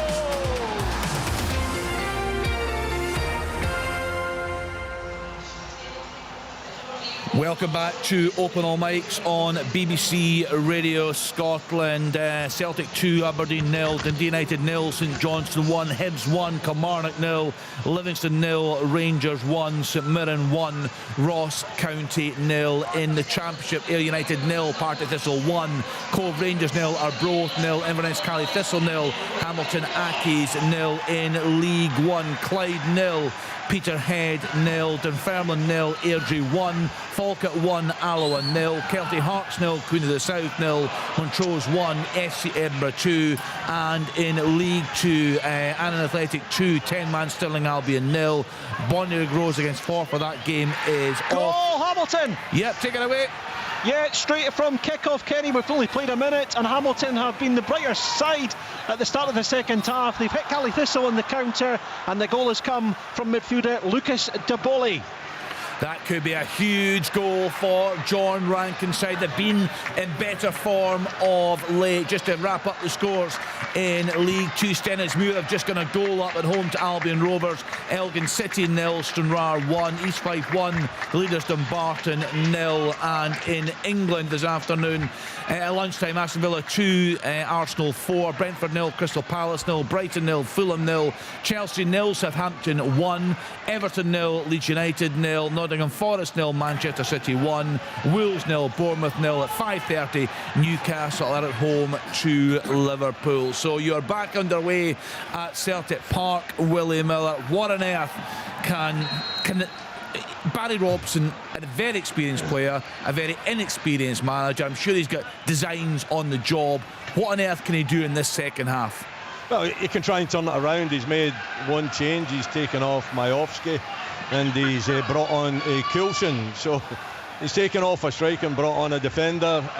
Maybe he feels he needs that. He's changed the personnel. Johnny Hayes goes into a midfield position and Duke goes as the spearhead at the top, taking over from Majowski. He's got to try and turn it around in some way, even just to get a performance in the second half out his team, because so far one-way traffic. It's continuing to be that as Celtic take the game to Aberdeen. It's a goal at Easter Road, and I think it's Matthew Hoppe that's got the second goal.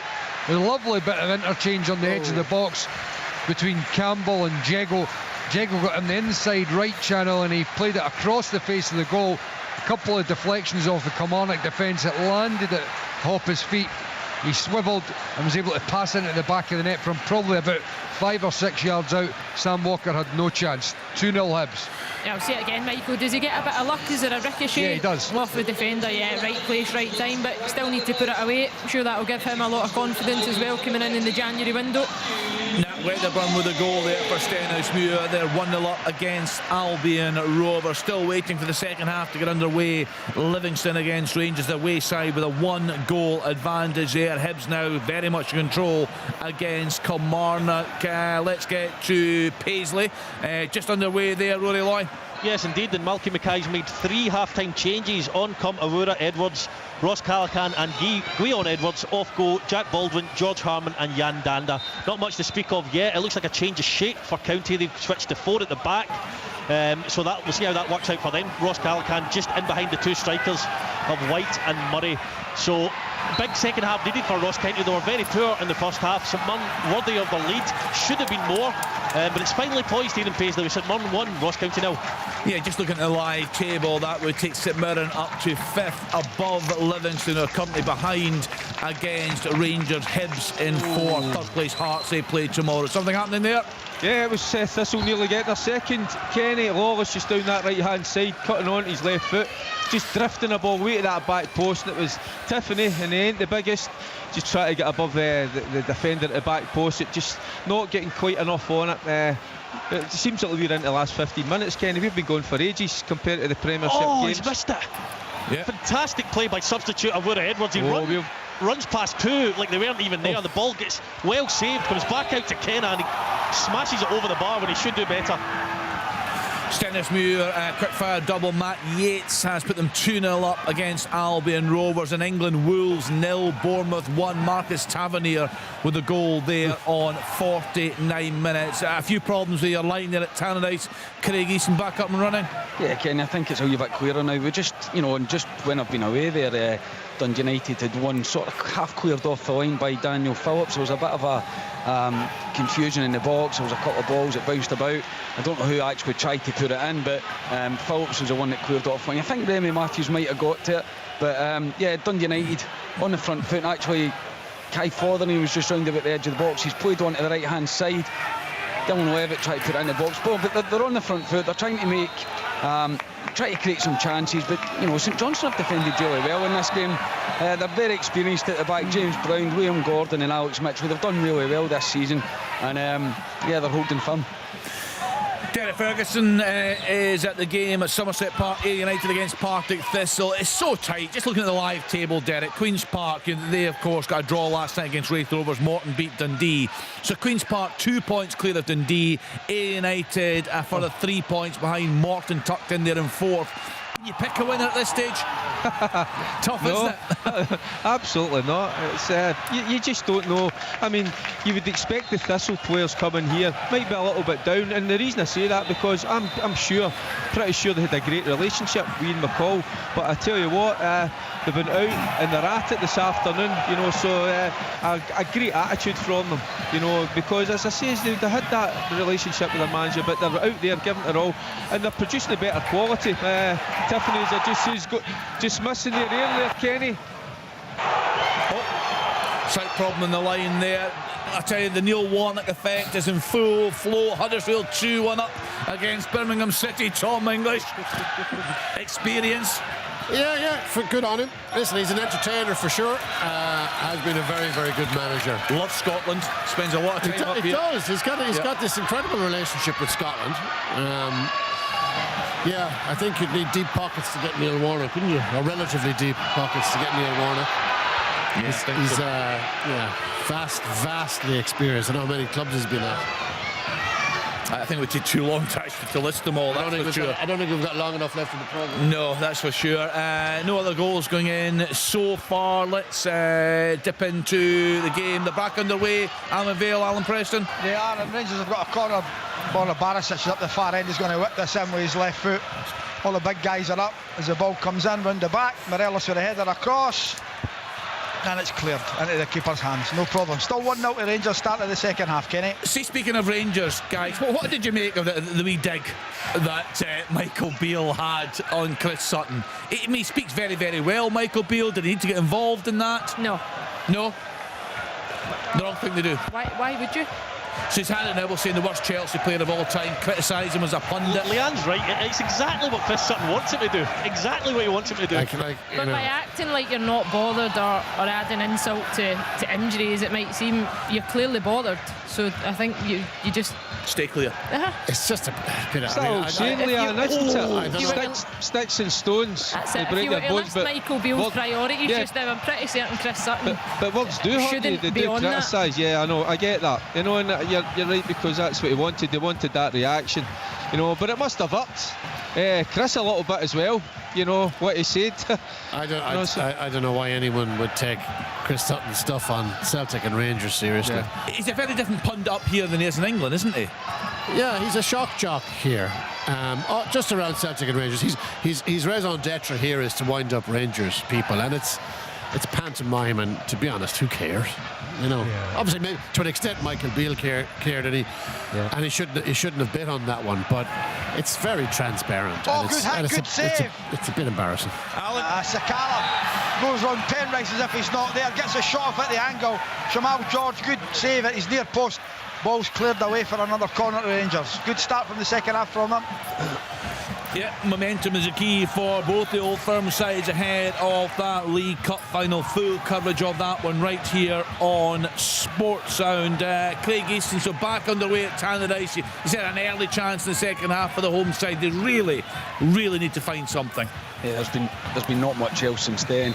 St Johnstone are sitting in, you know, they've kind of went to that back five, their midfield three, and they've still got Nicky Clark and Stevie May up front, just ready to pounce on any mistakes. So Dundee United have had a lot of the ball, a lot of play. I think we've got a problem with the line there, Tom, but I mean, we've spoken about the club. You know, Liam Fox, an inexperienced manager. It's a tough road ahead for them, isn't it? Well, it's a tough road. The league. Yeah, it is. And the fact that Mark Ogren is in the stadium, I don't know if we should be reading anything into that, but he's watching his team lose again. They are. Are you all right? Yeah, I'm okay. Yeah, it's an opportunity. I'm not sure whether to stop talking or not. No, Joe Hart was a great pass. He's not had a shot now. To Johnny Hayes. Hey, tell me Joe Hart's not had a shot now, Willie. Joe Hart passed to Johnny Hayes. Johnny Hayes then tries to take him on as Joe Hart scrambles to get back to his goal line, but it's a weak effort from Johnny Hayes. And just to clarify it, Joe Hart did not have a shot at the Aberdeen goal. Alan Preston, thank you. Well, yeah, on Dundee United, Ogren is sitting there. He's watching his team. They're bottom of the league. They spent a lot of money to put this team, this squad together, and they're bottom of the league. And they can't stay bottom of the league for much longer without there being changes at that club. And I'm talking about in the managerial seat. It's as I said earlier, I thought they were beginning to emerge from it and to get up the table a little bit, but they've just gone back into this slump. I think it looks only a matter of time before there's a change there. No club can afford to go down, but United especially. They were away for 4 years. Yeah. We've all seen the figures when Mark Ogren came in. The wage to turnover was I think it was 133% at one stage. They'll get a bit of money for Suter, which will be pleasant for them. They need to stay in the league, Dundee United. The club they are, the fan base they've got, they need to do better. We asked Tony Asgard about that last week. Alan, is there a contingency plan there? Of course, he's not going to talk about that, but there must be huge concern if they go down over the finances of that club. Well, there has to be. There really has to be. It's Mark Ogden sitting in America just watching money pouring away, and if they go down, that'll be even more millions they'll need to sustain. Kenny, where do they go? The most recent accounts have been a lot more encouraging. They turned a bit of a profit. So they've got that side of it looking a little bit healthier for sure. But on field, at the bottom of the league, I don't know how this team, you're looking at the players that they have, the players they've recruited, how in God's name could this team be bottom of the league? Kenny, Tom, if Mark Ogden's putting in, I don't know, they were quoting 15 million plus. If he gets money from Harry Suter, is he not quite right to take that and, say, I can't give you everything? Do you know what I mean? I can't give you the world. I can't just keep giving you money without something coming back into, my pocket in a way. But I don't know what's in this for Mark Ogden. That's something I've never been able to work out. We touched this with Willie last week. He said he was in it for a profit. Yeah, well, he's a very, very smart man. Yeah. And I think he's too smart to think that he can take over Dundee United and turn a profit. So it's the perennial, for me, it's the questions that has bamboozled me for a long time. What's in it for him? He's got no emotional attachment to the club. It's not like Cormac at Aberdeen. What's in it for Mark Ogden? Tom, did I hear you saying that before long you're talking about changes in the managerial seat? Is that what you were saying? Yeah. Well, forget the managerial seat. It's director of football. Oh, for sure, yeah. That's for sure. It's this is not any. Like they've turned over the manager, very recently here. Clearly, things are difficult.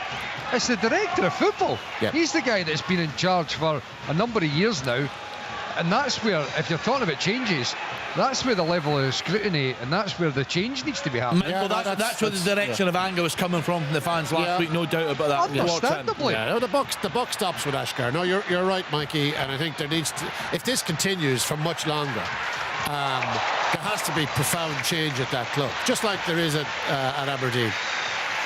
So the latest scores in Scottish football: Celtic 2, Aberdeen 0, Dundee United 0, St Johnstone 1, Hibs 2, Kilmarnock 0, Livingston 0, Rangers 1, St Mirren 1, Ross County 0. In the Championship, Ayr United 0, Partick Thistle 1, Cove Rangers 0, Arbroath 0, Inverness Cali Thistle 0, Hamilton Accies 0. In League One, Montrose have just equalised against FC Edinburgh, 2 apiece there. Kelty Hearts 0, Queen of the South 0, Falkirk 1, Alloa 0, Dunfermline 0, Airdrie 1, Clyde 0, Peterhead 0. And in League 2, Annan 2, Stirling Albion 0, East Fife 1, Dumbarton 0, Elgin City 0, Stranraer 1, Stennismuir 2, Albion Rovers 0. And dipping into England, Aston Villa 2, Arsenal 4, a full-time scoreline.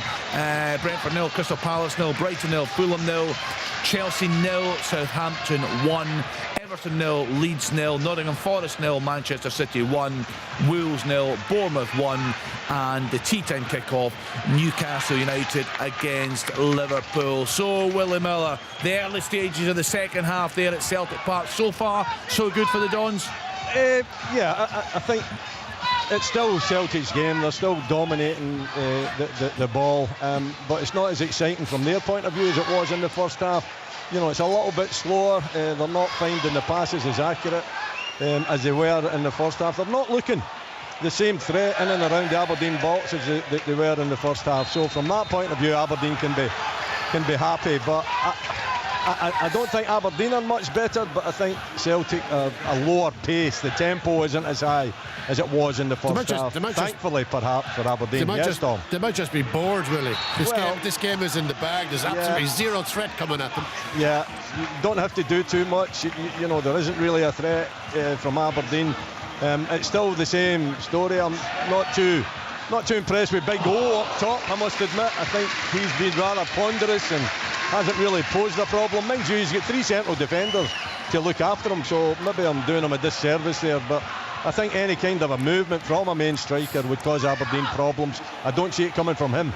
This may sound ridiculous, not being a sports person, but as a Celtic player, when you look at these games and it's just relentless attack, Willie described it as early as looking like a training match, does it become boring? You know what I mean? Is that ridiculous to say? Sorry. Yes. Clarkson's just hit a shot. It's ridiculous. Willie, can you talk me through that Clarkson shot, please? If you see, the one that went out. The one that he's just put out for a throw-in. Yeah. So it's just probably sums up the afternoon. Come on, give me a break.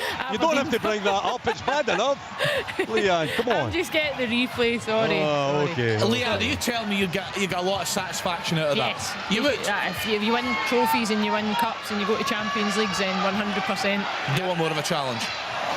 You can only beat what's in front of you. Yeah, I know, but that's not the question, though. Do you want more of a challenge than Celtic? Well, what? But that probably belittles the form that Celtic are in. No, because I think they work tirelessly every day to be at the top of their game. But they're so much better. They're so much better. This is Aberdeen, one of the biggest clubs in the country, and Celtic are so much better. And that's credit to Celtic and all the rest of it. But they have all the money, they have all the finance, they have all the top players, they have a brilliant manager. But does this get a bit dull? Tom, it's not up to Celtic to make Aberdeen better or I'm not saying it is. No, you're not. I'm not saying that. As a professional football player, you want to win every game regardless who's in front of you.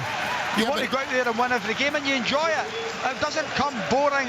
You ask Callum McGregor, who's played over 400 games for Celtic, if one of the 400 has been boring for him. But you asked Giacomakis, and he said it did become a bit dull. But that's just one guy. But when you look at that, that's only one team, though. That team as well that we were watching this season, last season that they won under Ange Postecoglou, that's a small part of their life. It's only a couple of years that they're in Scotland, a lot of those players. There's a turnover in players. Yes, Derek? It must be the best feeling in the world. Winning games, dominating opposition, imposing yourself on them. That's up to the rest of the teams, to catch up. You enjoy that. You love that. You've got to. Absolutely. No, of course they enjoy it. No, I get what you're saying. Do you know what I'm saying? There is a nuance here, and a lot of people, some people out there in Twitter land would probably interpret this as us you want to be tested more, maybe. I think you want to be pushed a little bit more. And that's nothing. I mean, Celtic are fantastic. But this is the landscape. This is the landscape we live in. Celtic have signed brilliantly. They've shown very, very few signs of weakness. The manager is top notch. So they have all the advantages, and they're making very few mistakes in the way they're doing their business. And they're going up against a club, say in this case Aberdeen, who've done the opposite, who are making a lot of mistakes. So it's just the way we are, I guess. But I mean, I don't know. Tom, you're looking at the first half of the season in terms of it can potentially look like it's a little bit mundane, but what you're building towards, is Leanne says, is trophies at the end of the season. They've got a showpiece next week in an old firm at Hampden, where they'll compete. They've played Real Madrid this season. They've played several European games, interspersed with these home games against Aberdeen. You have a lot of competition. Let me put it another way then. Let me put it another way. If you're a fan going to Celtic Park, on one hand you're going to watch a fantastic team, fantastic players, it's a great atmosphere, a great stadium, we get that. But you also know when that first goal goes in, as a contest it's all but over. These Celtic fans won't care. I'm telling you now, they want to win the game. They want to win the game, it doesn't matter. That's why they get, if it becomes boring, Kenny, why are they still getting 60,000 every week at home? It's sport, not about a contest. But Kenny, I think you can cherry pick individual instances, but I've been at Celtic Park this season where Motherwell have scored. It's been 1 each with 10 or so minutes to play. They've been down to 10 men with Callum McGregor being sent off. They find a way to win. But we always feel that's coming, don't we? Well, we do, but that's exciting to watch. It's the last 10 minutes. They're not winning every game 4 and 5-0. I understand that there's games where that may happen.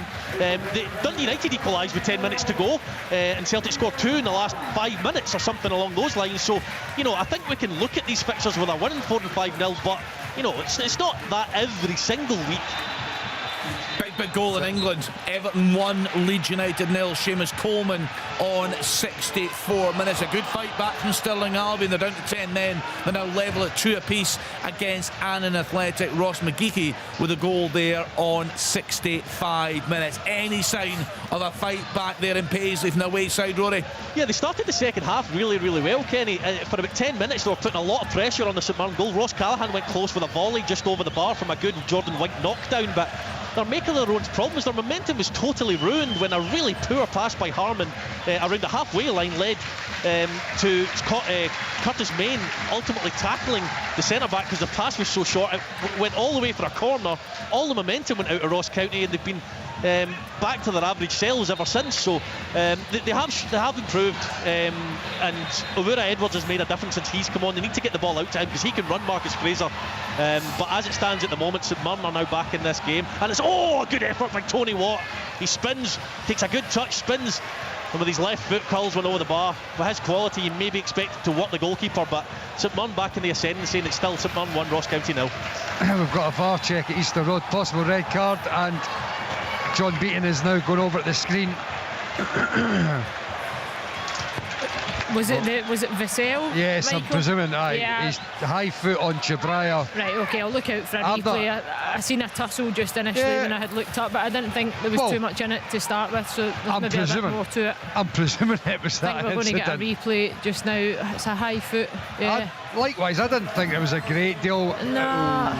Do you know what? I hate this because Vassell is the one that's in control of the ball to start with, and it bounces. Here we go. He's off. Dearie me. Oh, it's high though, isn't it? I know, but no. What is it? Oh, so he gave him a yellow card. It's not yellow. Straight red. I mean, I've got to be honest. My initial view of it was that I thought it was harsh. But it's high and he catches him, Does he catch him? Yeah. Looks like his Callum. I know. I'd like to see it again. The thing for me is, if I'm Vassell and I've took the touch and I'm trying to get the ball under control, he's put his boot up there to control the ball, to bring the ball out the air. Now, if you dip your head in there as a player, you're probably going to get the foul, run the risk, maybe a yellow card, but I don't think there's real intent there. And no, there isn't. I know you look at endangering the opponent and whatever else, but I think from a player's perspective, it's a tough one for Vassell. That's an interesting one, Liam, when you say, in terms of endangering an opponent, because I'd like to see this again, because you make a good point. If he's the one that's in control and the ball's bounced up, is it not Chabraya that's actually endangering himself by going in? There's been instances like that, Michael, in Mark playing days, you know, and I'm asking the referees at times, though, if I dip my head in there in order to force you to make a decision, so I can understand it if that's the way the referees interpreted it. But as I say, Vassell's trying to get the ball under control, so it's... They're both going for the ball. Yeah. I mean, Derek McKinnon's protesting to the fourth official there, but you can see why that's given. It was so high, and he did catch him. It's that high. It looks like he's caught him in the head. But is a yellow card not? I mean, was there real force? No. No, there's not, simply because it's a touch. It's another chance for Aberdeen, Johnny Hayes. And it's... oh, dear me, Joe Hart again coming out. I mean, I don't know what's going in his mind there. If he just stays in his box, the ball is rolling to him, he comes out, gets himself in all kind of a trouble, and Celtic hitting the break now, and Johnny Hayes had the opportunity, and then Ramadani just had a poor effort to try and finish. But Joe Hart on a couple of occasions given Aberdeen, you know, a glimmer of hope that really they don't deserve to have. Again, I think it goes back to Celtic switching off because they're so comfortable in the game. For Joe Hart, that's a real lack of concentration. Really poor from him. Completely switching off, not following the game properly. He actually lost his bearings. What an effort for Stevie Kelly at the back post. It's a brilliant ball in for Nicky Devlin. Kelly comes in at the back post, goes for the volley. There's a tight angle, the ball ends up going out. I think it's actually going out for a by kick. What a chance for Livingston. Callum Higginbottom has scored from the penalty spot. Celtic Hearts 1, Queen of the South 0. Just confirmation through Kyle Vassell sent off in the 68th minute for Kilmarnock. It's all now about just keeping the scoreline down, Michael, isn't it? Hibs seem to have been quite decent this afternoon. Yeah, they have. You know, and the interesting thing for, you know, looking at Hibs now, I would argue when you look at the personnel on the park, they're not individually anywhere near as strong as I think. Here's a chance for Rangers. Ryan Kent is through, one-on-one with George, goes round. Brilliant goalkeeping. Makes himself big. He runs about 30 yards with the ball at his feet, one-on-one. Shamal George comes out, blocks it with his left foot. Good save. Oh, man. Alan, that's twice you've mentioned that Ryan Kent's been through and goal. The first time you said he cut back, and then there you're saying he tries to go round the keeper. He doesn't shoot often enough, does he? Well, I think his touch is a little bit heavy. Closes the gap. Closes the gap between him and the goalkeeper. Goal somewhere. It's a goal for Cove Rangers. Yes, Tyrone. Come on, big fella, who is it? Buy yourself some time, Tyrone. That's what to do. Meganson. It's the Kent situation really interests me because obviously he is playing a bit. He's playing better under Michael Beale, but they're spending. Whether they renew the contract or not. It's a goal for Cove Rangers. Go on, Tyrone. Sorry, it's tight. I couldn't hear you because of the tannoy. It's the breakthrough at the Balmoral Stadium. A lovely turning shot by Leighton McIntosh, and that's given Cove Rangers a 1-0 lead over Arbroath. That's a big goal in the Championship. Kent, you know, I know they're talking to him. Michael Beale said this week that things are looking a bit more favourable now in terms of keeping him. This is a lot of money tied up in Ryan Kent, and is he worth it? I mean, he's a very good player. He's improving under Beale, but that outlay, is it worth keeping him? Could they do better with that kind of money? The transfer fee that they might get for him, the salary that he's on. I wonder, can they get more bang for their buck there? He's improved a lot though under Beale, hasn't he? He's improved under Beale, no question. But that little cameo there, that happens too often. Would you keep him, Derek? Absolutely, but I agree with the guys. At times when he looks like, you know, he should pull the trigger, he looks to just take that extra touch, chop and change. You know, I can remember the one chance he had against Celtic. He didn't have a step over, he didn't cut back, he just shifts the body, you know, and looks for the curler. You know, and I think he should maybe try and get a little bit of that more into his game. Just tries a little bit, puts a little bit too much on the ball for me. Dunfermline have equalised at home to Airdrie. Nikolai Todorov on 72 minutes. Dunfermline 1, Airdrie 1. So I'll run through all the score lines for you in Scotland this afternoon. Celtic 2, Aberdeen 0, Dundee United 0, St Johnstone 1, Hibs 2, Kilmarnock 0, Kelly down to 10 men, Livingston 0, Rangers 1, St Mirren 1, Ross County 0. In the Championship, Ayr United 0, Partick Thistle 1, Cove Rangers 1, Arbroath 0, Inverness Cally Thistle 0, Hamilton Accies 1. In League 1, Clyde 0, Peterhead 0, Dunfermline 1, Airdrie 1, Falkirk 1, Alloa 0, Kelty Hearts 1, Queen of the South 0, Montrose 2, SC Edinburgh 2, and in League 2, Annan 2, Stirling Albion 2, Albion fighting back there, they're down to 10 men, East Fife 1, Dumbarton 0, Elgin City 0, Stranraer 1, and Stenhouse Muir 2. There's a chance, Albion Rufus, Rovers come 0. on, he just came off the bench, shot! Just wide of the target. Must have been close to being offside. It's up the far end for me, but he looked in a bit of space. Just want to see if it was offside or not. No, flag stays down. That was a chance for Roof to put Rangers 2 up. Yeah, just seen the pictures coming in from Tannadice there. It focused in on Mark Ogren in the stand there. What a difficult afternoon for him and his side. Craig Easton, have you seen anything from them in the second half? You there, Craig? We've got problems at the line at Tannadice, but they're really struggling, Tom. You know, goal down, Stevie May with a goal there on 31 minutes for Saints. Looking at the live table, Dundee United a point behind Ross County, right at the Can't foot. get a goal. They can't. There's not a goal scorer in the. Well, you talk about Fletcher, but he's not prolific. You look around the team, you think this team should have more goals in them, but it's not happening. And unless they can get a point, somehow get a point out of this is another dismal day for them. Kelty Hearts have doubled their advantage at home to Queen of the South. Alfredo Aguiman with the second there on 76 minutes. What's happening in Paisley, Rory Loy?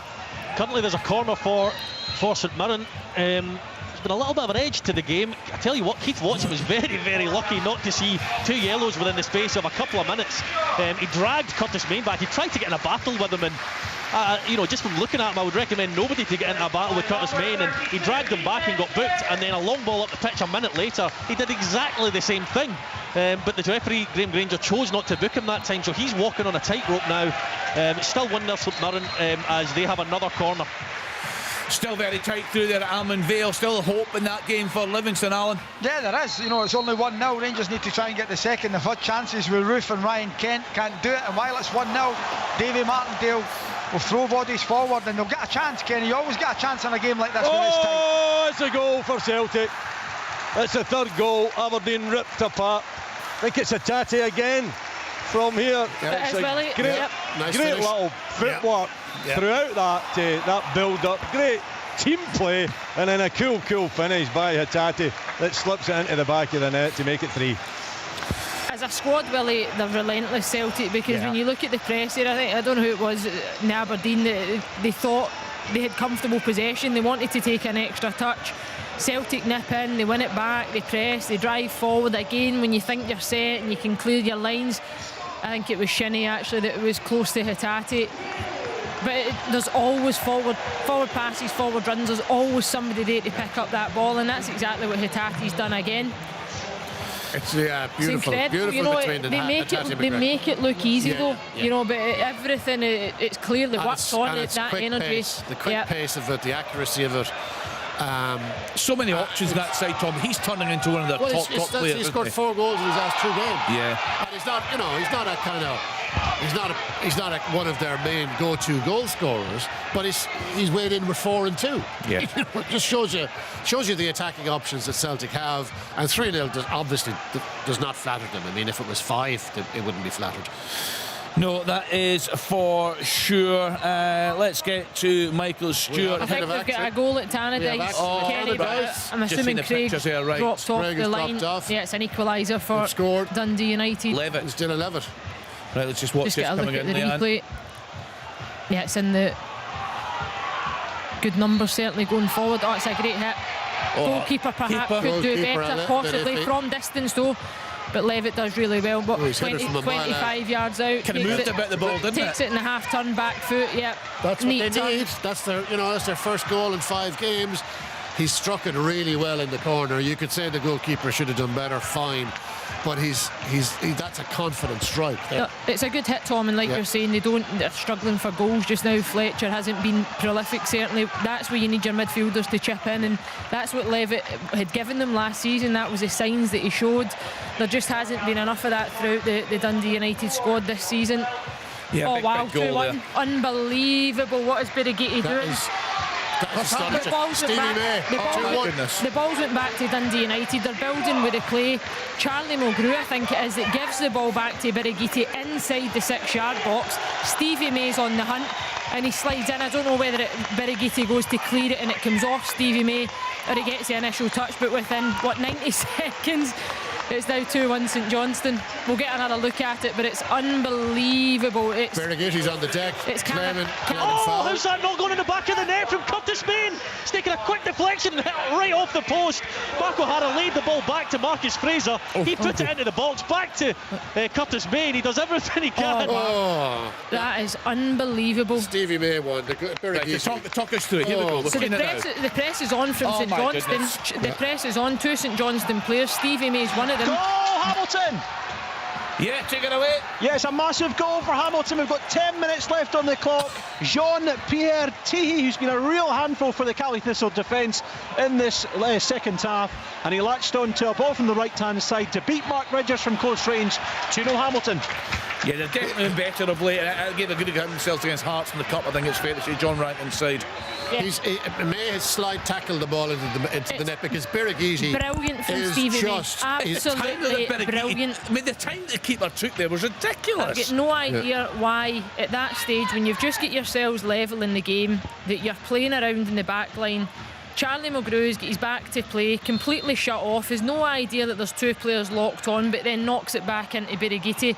He's got no time to take a touch, and that's what he tries to do. And when he takes a touch, Stevie May cements him and puts the ball into the back of the net. Wow, yeah, just a minute later, the first goal. I'm glad, can I just say, I'm glad that they're still cementing in the game.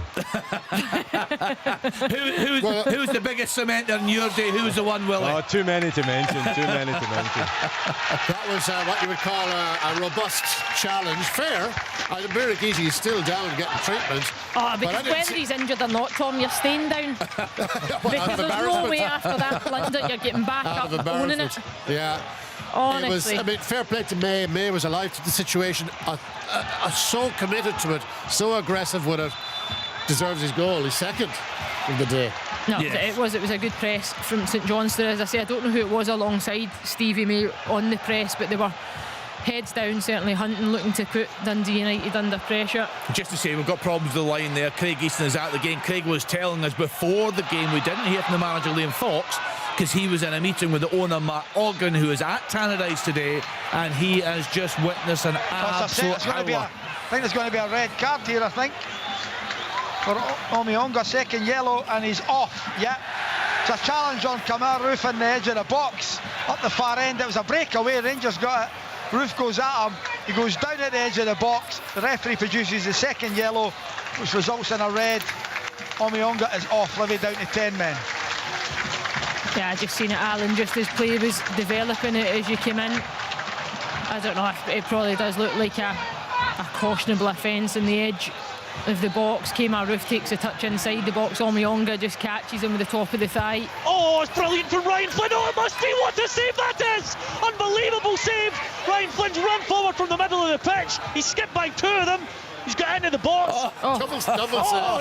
It's still scrambled in the box. I don't know how that's not ended up in the back of the net, but an absolutely unbelievable save from Laidlaw in the middle of it. They're still coming, St Mirren. And finally Ross Kennedy get the ball clear. Bodies everywhere, Rory. I know. Clyde has scored late on against Peterhead. Cameron Salkeld in 82 minutes. What a free kick that is! Tavernier, from the resultant free kick, he has banged it right in the top corner. I'm right behind it. What a free kick that is. 2-0 to Rangers. Oh, lovely. Oh, yeah. Brilliant. Nice goal. Brilliant. Yeah, perfect. He couldn't have caught it any sweeter, Alan. Right over the top of the wall. Power, pace, accuracy. That's a great finish. Joshua Ray has been sent off for Airdrie in the 82nd minute in their game away to Dunfermline. It's one apiece there. Celtic Hearts have now gone 3-0 up at home to Queen of the South. FC Edinburgh are now 3-2 up away to Montrose. Ennis Murray with a goal there on 83 minutes. Confirmation coming through of that Tavernier free kick on 78 minutes. A double for him, and it was Caroline Higginbottom again, a double for him. Incredible. On 84 minutes, giving Celtic a 3-0 lead over Queen of the South. Kenny, can I report that Duke is off the field of play and Watkins has come on? So well, it seems so long to remember these days. The afternoon is done. The afternoon is done for me. Alan, do you remember these days? The big long Duke shouts from Willie in the happy days of Pittodrie. Do you remember it? I like the Willie you. that's grumpy, because that's the Willie that I know. The one that smiles and jokes, that's not the Willie Muller I've known for many years. Dear, well, I'm certainly not smiling and joking this afternoon, that's for sure. It could have been so much worse, Tom, couldn't it, for Aberdeen after that start? Well, there's still probably time for it to get a bit worse. Yeah, no, it is worse. It's worser. It's worser, is it? It's worser, really. It's worser.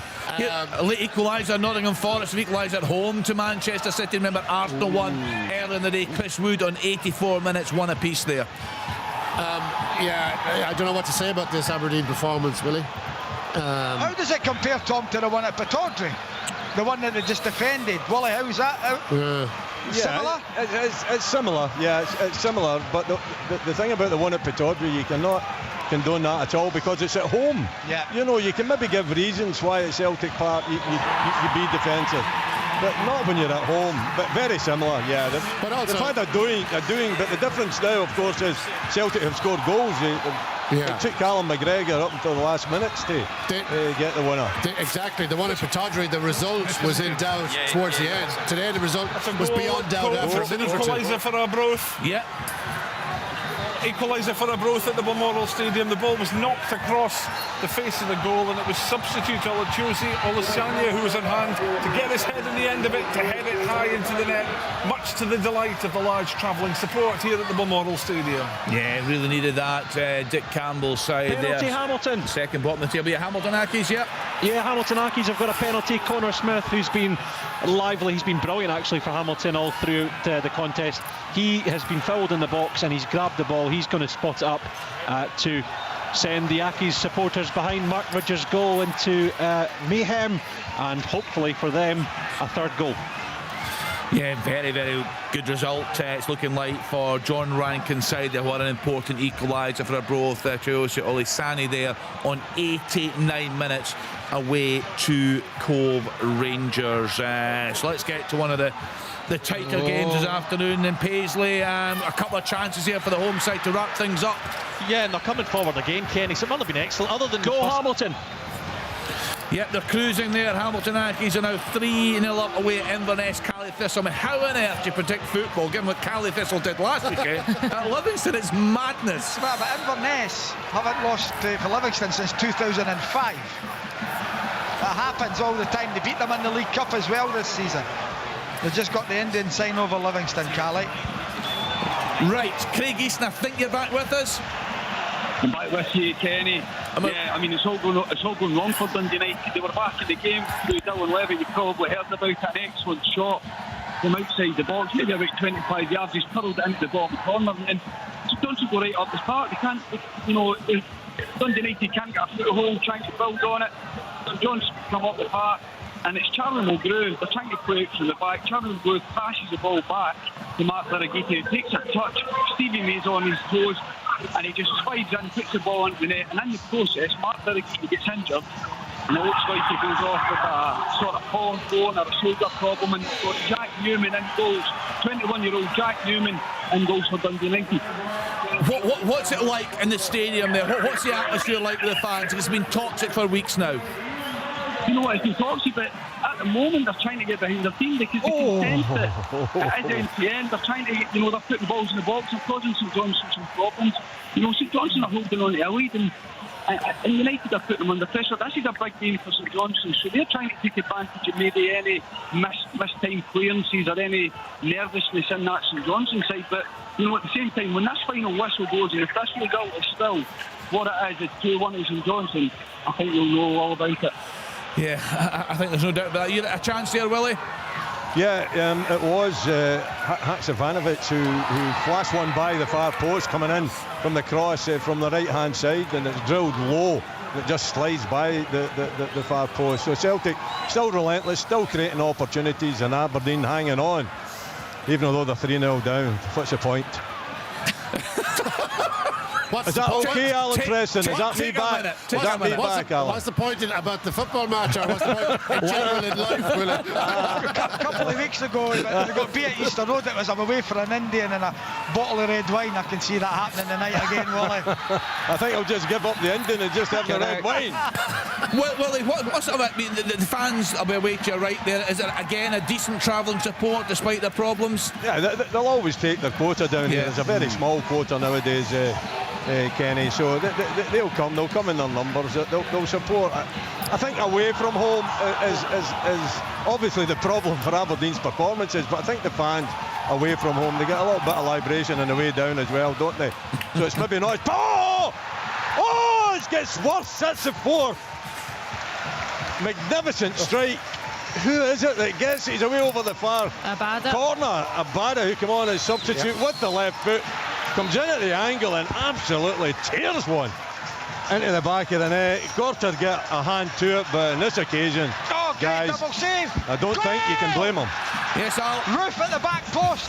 It's a ball coming in. It's a good double save by George, but then comes back to Roof about 4 yards out. Hits it into the back of the net from a tight angle. Game over.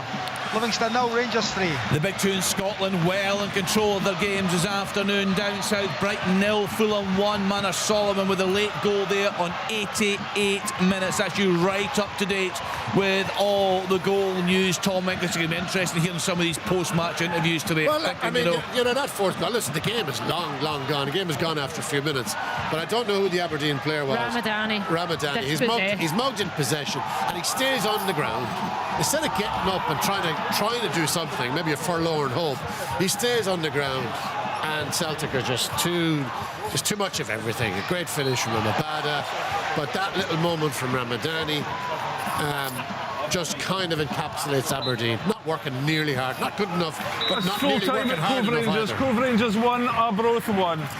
Thank you, Chicharone Smith there. Leighton McIntosh with the opener for Cove on 75 minutes. Toyose Olisanya with the equaliser on 89 minutes for Dick Campbell's side. Very, very tight at the bottom of the championship table. Also very, very tight at the top, and the battle for the remaining playoff place. So Lillibada's goal coming through on 89 minutes. He's going to get in! Trevor Carson's done exceptionally well to keep it out. Gwion Edwards runs past a couple of St Mirren players, cuts inside, shoots. It's well saved, and it's a bit of a scramble, but Trevor Carson putting his body on the line there to keep it St Mirren 1-0 up. He's a good keeper, Rory, isn't he? He is. He's a very good keeper. St Mirren have got a very solid side. A lot of experience in the top flight in Scotland right throughout it. Mark O'Hara, Ryan Flynn have been outstanding today, as have the back three. Curtis Main has put in a shift and been excellent as well. Tony Watt was good before he went off. So, they've got that experience right through their side. Shaughnessy coming on off the bench, Carson in goals, and it's been impressive. And if it stays like this, it does say there's a VAR check up on the screen. I'm not quite sure what for. So many bodies in the box. I think Chick's saying to me here it's for a potential red card.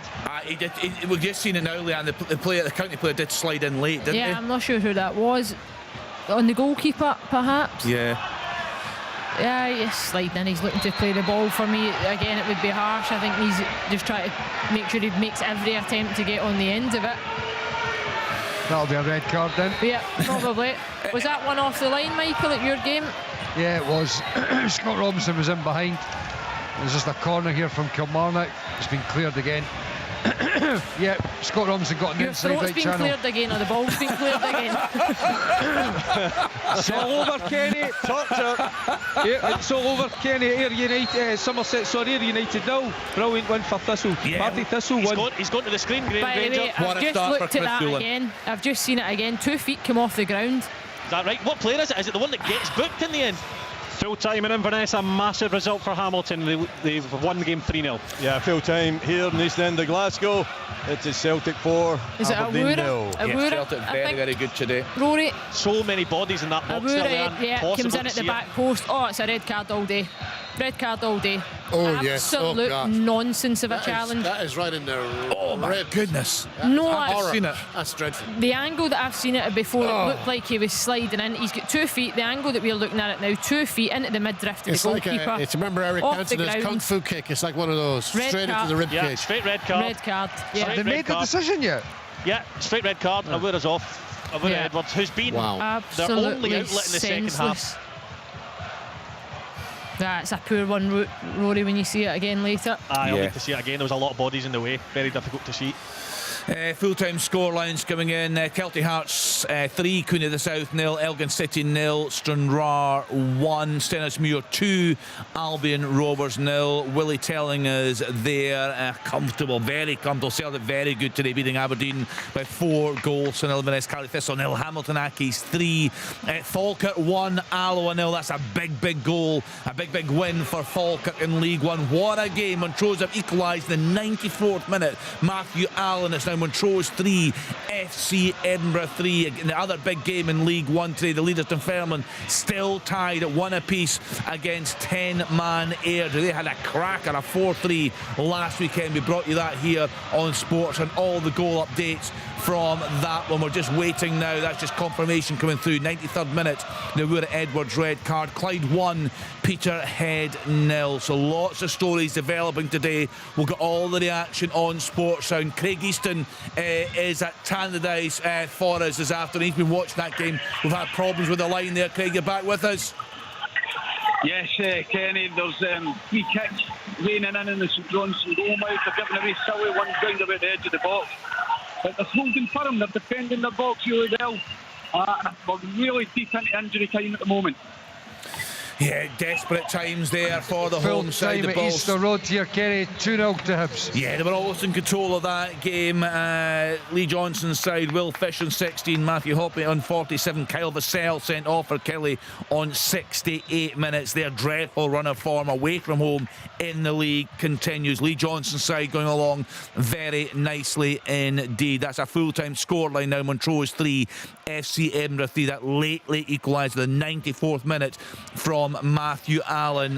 What's happening, Almond Vale, Alan Preston? 4 added on minutes to go, Kenny. Some of the fans are starting to leave now. The game's done. Rangers are 3-0 up. Very much deserved 3 points for Rangers. Livingston will be disappointed. Omionga sent off for second yellow in the second half. Never really got into the game as you'd have thought, but comfortable afternoon for Rangers. They just keep that pressure on. And that, Leanne, is a full-time scoreline coming through from Tannadice. An absolute howler just when United get themselves back into the game. Yeah, it was an absolute shocker to do all that work to get yourself level, and you always know when you're a team that score, you're most vulnerable within that next 5 minutes in conceding a goal. But you've got to give enormous credit also to St Johnstone. Just getting a replay here of Stevie May's opening goal. He takes it so well out the air, hits it first time, and then, as I say, the press was on for the second goal, really put Dundee United under pressure, forced Charlie Mulgrew to play backwards.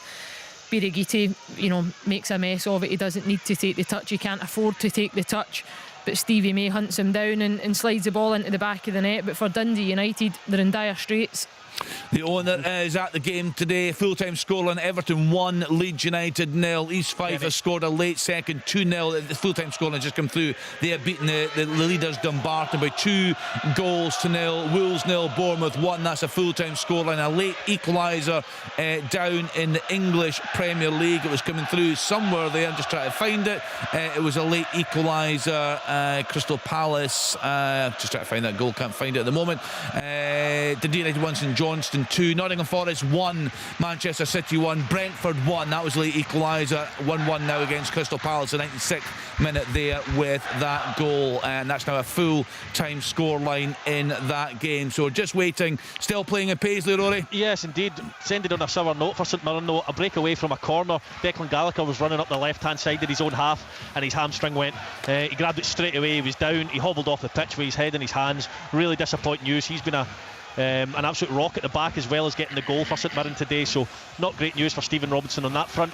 However, it does look like St Mirren are going to see the game out at the moment, but that's the reason for the little delay in the end of the game, which was the red card followed by the injury to Gallagher. Yeah, they were poor. We covered the game on Wednesday night when they lost at Motherwell. Not themselves that night, but back on form. They're fantastic at home. As a result, as things stand, they're up to 5th in the table, above Livingston, Alan Preston, who are just playing out time there at Almond Vale. Yeah, they're just playing out time, and Michael Beale spoke about it at the start. He's got young boys on the bench, and he's managed to give Bailey Rice a bit of game time as well, young midfield player.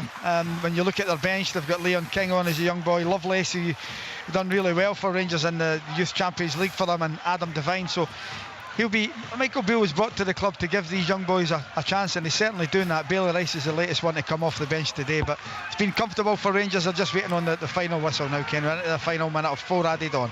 Yeah, we've got all the reaction for you on Sports, and it's going to be interesting to hear. Just looking down the managers today, Liam Fox, that's going to be really, really interesting. It'd be great, Tom, if we could hear from Mark Ogden. What an interview that would be. Yeah, it would be. I think we should be trying to aggressively going after that, but I think Mark Ogren might be aggressively heading for the exit. I don't know. It's another dismal performance, dismal result for them. Where do they go from here? Well, you would think, Tom, if the fans know that he's here, which I'm sure they will, there might be something happening, protests after the game, you would imagine. Yeah, because they can't vent their anger when he's thousands of miles away in the States, but he's now here. Well, I think it could be, if they do, and I suspect that they will, because they have done before with the banner about Tony Ashcar. Full time at Tony Macaroni, Livingston 0, Rangers 3. If they go again down that road and Mark Ogren is there to see it, that's not going to be good for Tony Ashcar or the manager either. Jim Newlands on Twitter, just listening to the latest red card discussion at BBC Sports and wondering how few sendings off there would be in season if Michael Stewart had the final decision. Almost every red card is debatable. Harsh for Michael Stewart. I think that's a fair point, isn't it? Stop picking on Mikey.